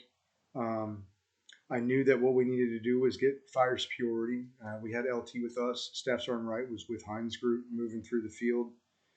I remember one time Staff Sergeant Wright got called for a sit rep by LT because he hadn't talked recently and there was a lot of gunfire going off. And he's like, I'm face down in the fucking mud right now, sir. Like over the gear. And I'm like, oh, they're in real bad shape over there. Like, because LT was like, 2 Bravo sit rep. Gunfire hailing. 2 Bravo sit rep. And like on the third time, it's like, I'm face down. It's like, okay. I'll be with you in a second, sir. Roger that. Will relieve pressure. And so I remember real close to that time, Corporal Bennett had the DMR up, and he had his team in an overwatch position watching both our left flank up to the radio tower, ensuring nobody got up to the tower on us, but he was also, covering down into the city. And I want to say it was Bennett that plugged 2 or 3 guys off the roof that relieved the pressure off of Hind. And as soon as they went down, I don't remember who it was, and it could have been a assault gunner helping them too. Right. But they hit me up. Hey, we got those guys. Boom. They neutralized the target. And then the battle space fell quiet, like at least on Hind's side. And it was like, oh shit. And then it would pick back up. It's like, okay, we don't have them all yet, right? Our side picked back up. The bunker was going on. End up calling in for mortars, for 81 millimeter mortars to fire and reduce this would-be bunker mud hut because we couldn't get on them. I mean, for whatever reason, we couldn't get on them. And they would bark back every single time. And the mortars missed by over 500 meters. Yeah, I was just going to say, do you remember that adjust mission there? Because I remember LT took it over. Yeah, you can't adjust a mortar that misses by that far. I heard. It sounded like right 500 LT. He was like, fuck it, end mission. Yeah, he looked at me. He was like, he grabbed the hook. He's like, end mission. You're plus 500 off. And he just looked at me, and it was just like, what the hell? He shook his head. And it's like, well, what else do we got? And so Skids came in on station, and I'm going to toot Makowitz's grenadiering horn right now because Lance Corporal Makowitz was one of my M203 gunners. And as the birds came inbound, they needed a Type 1 control, which means they needed to have, they needed to have positive identification because we didn't have a certified JTAC on the ground with us. And so that makes things harder because we know they're shooting at us, but they got 3-foot walls.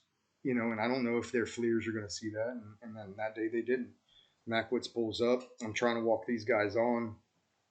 And Makowitz drops a yellow smoke right on the roof of the building. And they could not get PID and push back to the IP. And then it's like, mortars didn't work. Chopper didn't work. Like, all right, I looked at LT and He kind of gave me the nod. I gave him the nod. It's like, all right, we're going to do this ourselves, boys. And I think I asked for you to give me a law rocket off of your back. Yes.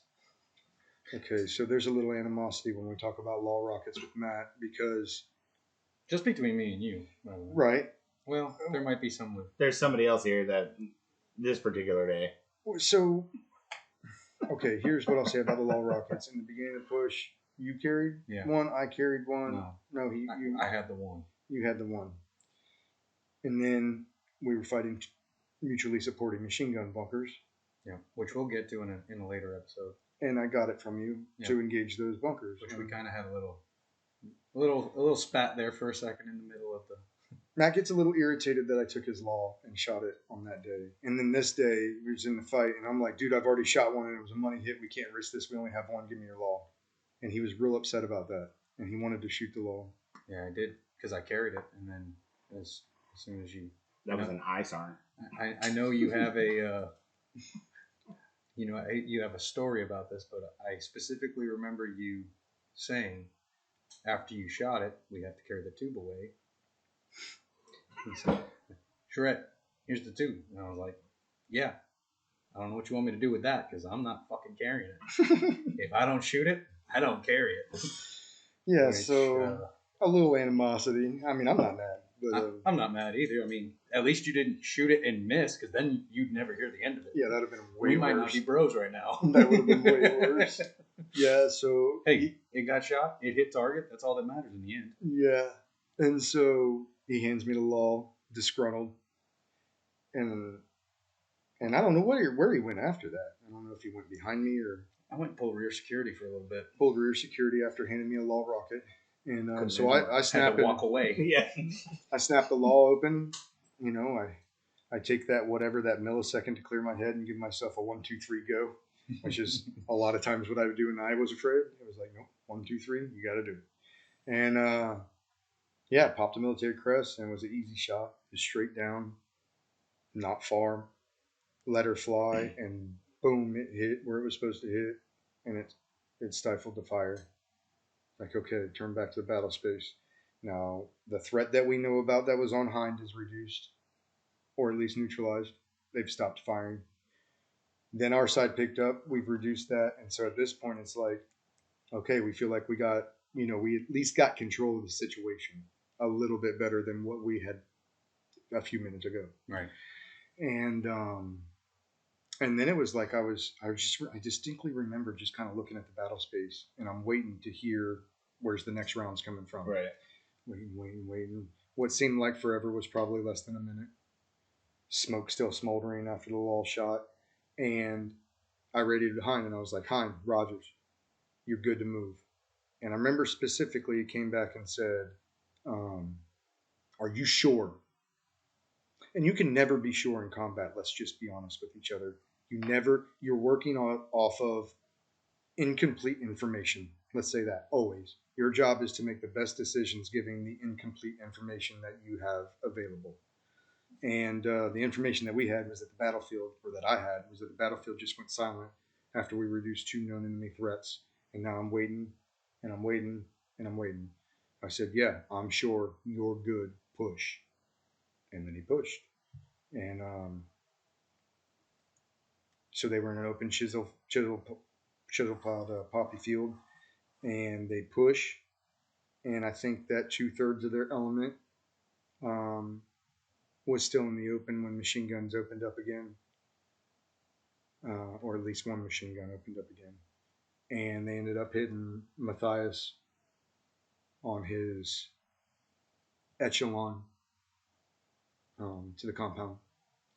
And this is all unbeknownst to us at the time up on that hill.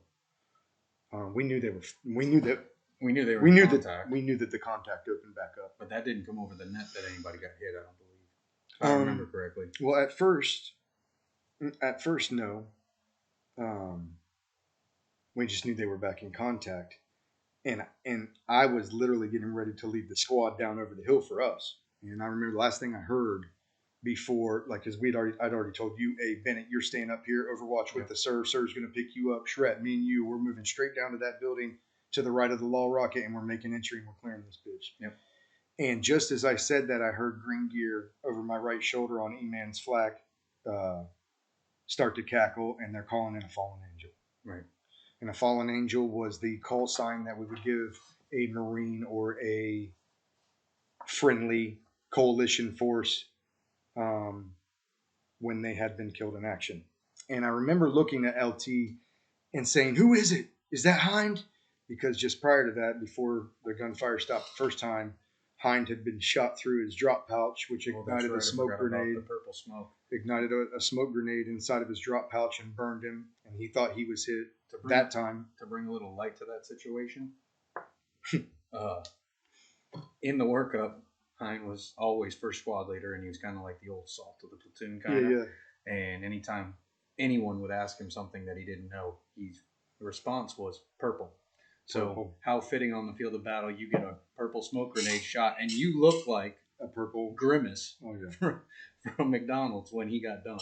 I remember seeing it billow in the air. Yeah, and, you know, this day, crazy? It was a very emotional day, to say the least. But just thinking about that kind of makes me smile just a little bit, just because of the fittingness of it being a purple smoke grenade. I never thought about that being his answer all the time, but it sure was. Purple.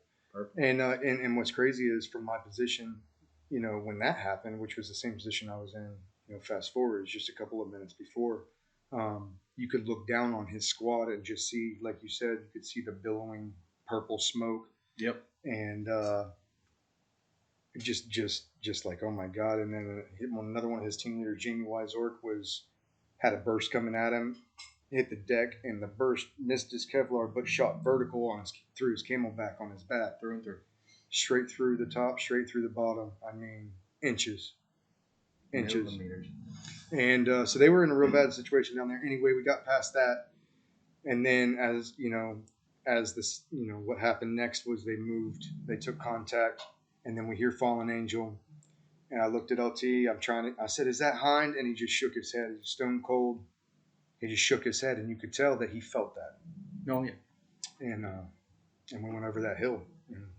I remember skirting around to the right, and that run around to the right was one of the sketchiest things I've ever done in my entire life. Yeah. Like, that was so sketchy because there was no cover right there, and we were going toward the bunker. Yeah. And it was, but I mean, the mortars missed, choppers couldn't fire. There's nothing you can do. You just gotta sack up and close take with. Run. Close with, yeah. Close with. I remember that distance being kind of far too. Like, no, it was like terrible. maybe 150 from our compound down I think the hill. maybe I thought it was far because I ran through like a small little wadi kind of deal. Well, not even that. It was the intensity. Because again, like in the story, I've only told this to a few people. Like, I never know we lost anybody. Right. I never heard... and that's why I wanted your perspective, is because I didn't even know the chopper came in to pick anybody up until Staff Sergeant Wright and Heinz Element and Staff Sergeant got to us and let us know. And I seen him carrying extra gear and a weapon, and I was like, oh my God. I kind of thought, because like I remember, maybe I thought it was a while along because like how like it was so intense when we pushed, and I remember thinking like maybe with Hein getting shot in that smoke, like we were just tired of them being in that spot, and obviously the position we were in just wasn't good. But I just remember like get up and go, and it was like we was LT running from there in there, and I remember getting to the wall where we breached in. I caught my breath like that very few times without like, oh, what did we just do? But like, y'all was gone. Not, you didn't leave us, but like, we put on our go fasters. We jumped the fence to go get the ball, and the dog was coming, right? Like, yeah, it was time to go. I just remember because it felt like it was so much. I don't run fast. That was not the time for buddy pair bounding. No. That was the time for the run. It was get there and go. There was no time. Well, and the other thing was we weren't under fire at that time. But I didn't want They to be were out under in the middle. fire, but we wanted to get there before the fire picked back up. Yeah. Right. And so, there's a lot of detail that we're going to cover about this day in the book, but I want to fast forward, being that from your perspective, you didn't have the perspective that somebody was hit. And especially my roommate. I had no idea. And this is your roommate that we're talking about. And it was weird too, because then to walk back, I was mad, dude. I was just so tired. I was so exhausted.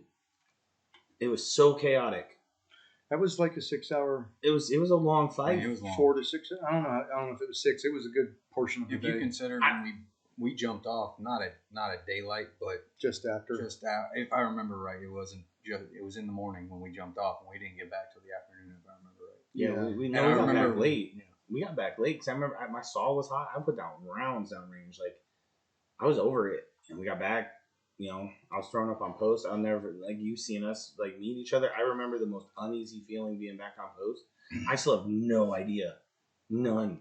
And I was kind of at first. I was like, why is everybody so damn butthurt? I'm like, we're back. And of course, the comedic relief. Me being me, that's me. I'm like, I'm trying what I can. I'm messing with people. Like, people knew. Nobody told me. Well, Which I get. Not everybody knew at that time. As soon as I found out, I told the squad. Right. Probably 5 minutes after that. Well, I had told Charette first. I remember coming in to the mud hut, and there was a little hole in the tarp that covered the door, and there was like light coming in. I always remember that light when we were sleeping in there. But I remember opening it up, and everybody was exhausted, like you said. Everybody was completely smoked. And the guys on post knew that when we got back. They'd been sitting there listening to it all day. So it wasn't like, hey, you guys need to pull post now. It was like, hey, you guys need to go take some time. And so my guys are in my side, half of them with dysentery, throwing up on themselves. I remember walking in there and watching Makowitz throw up on himself while he's scrubbing his camis with tied in a water bottle because he'd thrown up all over himself and he was trying to get to throw up. And as he's washing his camis, he's throwing up over here, throwing up that way, washing his camis. And it was bad. And I remember going over to the gas station and talking to LT about the mission, kind of doing a debrief of the mission or whatever. I remember going with Herbie and smoking some cigarettes and disappeared for a while, just kind of get some downtime. And then I was coming back from the gas station and I was moving through Heinz berthing when he told me, and he just came up to me and he's like, hey man, we just heard from First Sergeant and Hanson didn't make it, dude. And you need to talk to your squad because a lot of those guys were close with him. Right. Rhymes was his roommate, Well, and y'all had not to mention they were all close anyway, but he had some really, really best friends prior to this evolution that needed to know. And that's the hardest thing I ever did as a leader. Like, hands down. Like, how do you tell your guys that? And I just remember telling Hein, man, don't tell me that, And so then I make it over to the berthing, and I'm like, the whole way I'm like shaking. I'm like, how am I supposed to? Like, how do you tell? Like, I never had to do it. Right. I never lost anybody. I never had to break this news, and so this was new for me. And I was like, man, trying to get my shit together because I can't let you guys see me be all fucked up, and I don't want you to see that because then that. Like an idea, oh, it's okay then. And that's like at that point in time, it was not okay. Like we needed to get our shit together because, like, literally we could be attacked right now. Right. And so I took like maybe a minute or two. I got my shit together. Hind even told me he was good about that. That was one thing they said, man, plan this out in your head. This is not easy. Right. And whether you tell them now or 5 minutes from now or 10 minutes from now, that 5 minutes isn't going to kill it. Hanson's still gone. It does, Yeah. And so, I took a couple minutes and he like shook it out. All right, we got to do this. And I walked into the berthing and I was going to kick everybody out because as I was walking into the berthing and I seen the guys out here washing their camis, just getting off a post, coming down. Hey guys, want some chow? And everybody's like bubbly. And now I got to crush that. Right. I got to kill that completely. And so I started getting, a little bit emotional coming into the mad mainly, but so mad that I had tears running down my face kind of thing. And I'm like, everybody get the fuck out. Like it was real dark in there. Everybody was sleeping. Told everybody to get out of the building. And you had your earphones in or something. You had like listening. Or maybe you were asleep or maybe you just waited. I was just like, no, I'm not getting out. And so birthing too. I didn't want to see anybody, I didn't want anybody to see me like that because I could feel like all of that, what was about to happen. And, all the younger guys are like, oh shit, they beat feet that were in there. Bennett got out too, I think, or he was already out. And I just fell apart, man. I was just mad. I was losing my cool, losing my composure. And then, I talked to you. We had our talk. Got my composure back, which thank you. And called the squad in to tell them. I was loading magazines. Yeah. That's what I was doing. I think I kind of checked on the guys, got some water, and was like, all right, time to plus Top it up. off, yeah. So then I call the guys back in, and so that's when you found out, I think, for certain what happened. And so you can we'll close with this. Give me, your remarks on that situation. I didn't know what to do. I remember you told us. I don't think I believed it. Like, I knew you weren't lying. But I remember sitting there on my, whatever the fuck I was sleeping on. It was probably a rock and some fucking bird shit. I don't remember. I just remember sitting there and I'm just like, so when the fuck did somebody die? I'm like, what is this dude fucking talking about? I was like, I was fucking there. I would have had to have seen the bird. I was like, he's fucking bullshit. And I remember looking around the room, like, people crying. I remember looking at you, like, you were fighting it. You were angry. And I'm like, I was like, that's not a bullshit face. And, like, to this day, like, I remember I got up. I was just pissed. I got up and I walked out. And I remember, I think you reached out and you're like, Grimes. And I basically, like, without saying it aloud, said I didn't want to get fucking beat up. But I was like, fuck off. And I walked out the hooch. And it was like that well or whatever it was in the middle. I remember walking around it to the left. I specifically remember that. And I'm like, I don't let myself cry. It's not a thing I do. And I got angry because of it. And then for the love of God, I want to say it was Knuckles. I'll have to ask him. I don't remember. One of the boots came out with me. And Not boot to you, though. No. One of the younger guys. One of the younger guys I came in with came out to me and was like, hey, you good? I wanted to fight. He would have fought. Whoever it was, it didn't get to throwing blows, but I was like, get the fuck out of my face. I was like, this is absolute bullshit. I was like, how the fuck did somebody die? And then it went from that to more or less me, like, I questioned my leadership abilities for a while. Like, how did I miss that? How do you miss a fucking helicopter? How do you miss the call? Because you're banging in the middle of a city going. We were clanging and banging, and then after I kind of got it out there, your face still comes to my fucking head. I was like, I just have to stop. I get bridges, fucking bridges, man. I was like, I can't do this. It didn't go to blows with me, whoever the fuck was out there, but I grabbed my chow and I walked back in. People were crying. I checked on bridges. I checked on the guys. A lot of people were being like sympathetic, and I don't handle awkward crying shit well. So I jumped back into being funny. I was like, dude, get the fuck off me. I was like, stop it. Like, you want a fucking shoulder to cry on? Like, I'm trying to crack jokes and like people are sorry, but I remember I stopped. Like right then and there, I dealt with my piece. I knew when I got back is probably when that breakdown would happen, which it did. Yeah. Megan's son destroyed me because that is Hanson reincarnated. I don't care what anybody says. I put it in the back of my head. I remember the way I handled it was we left on a good note. I said, I love you. He said he loved me. And I was like, I can't let that impact me the rest of the deployment. I'm like, we're at war. We've lost people, whether that be to death or injury. I was like, it's going to happen. And I took it on the cheek. I was angry. I think that whole anger spurt lasted about an hour. I just had to sort it out. Well, you have to process the information. Right. I had to put it through, like, it was real.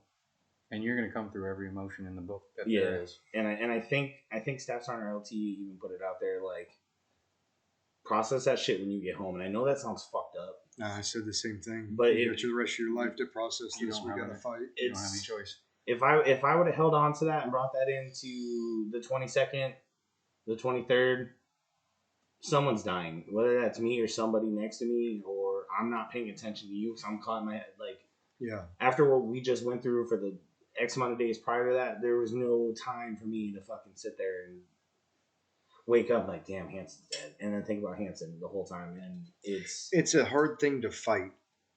Yeah. When you're in that situation, it's a hard thing to fight because it is. It just happened, and this is your friend, and you can't even and we know this going into it. This is not me feeling bad or playing victim, but it can be your roommate. Yeah. And guess what? You're going out on patrol in 2 hours, and I need your eyes to be sharp. I can't have them watered up.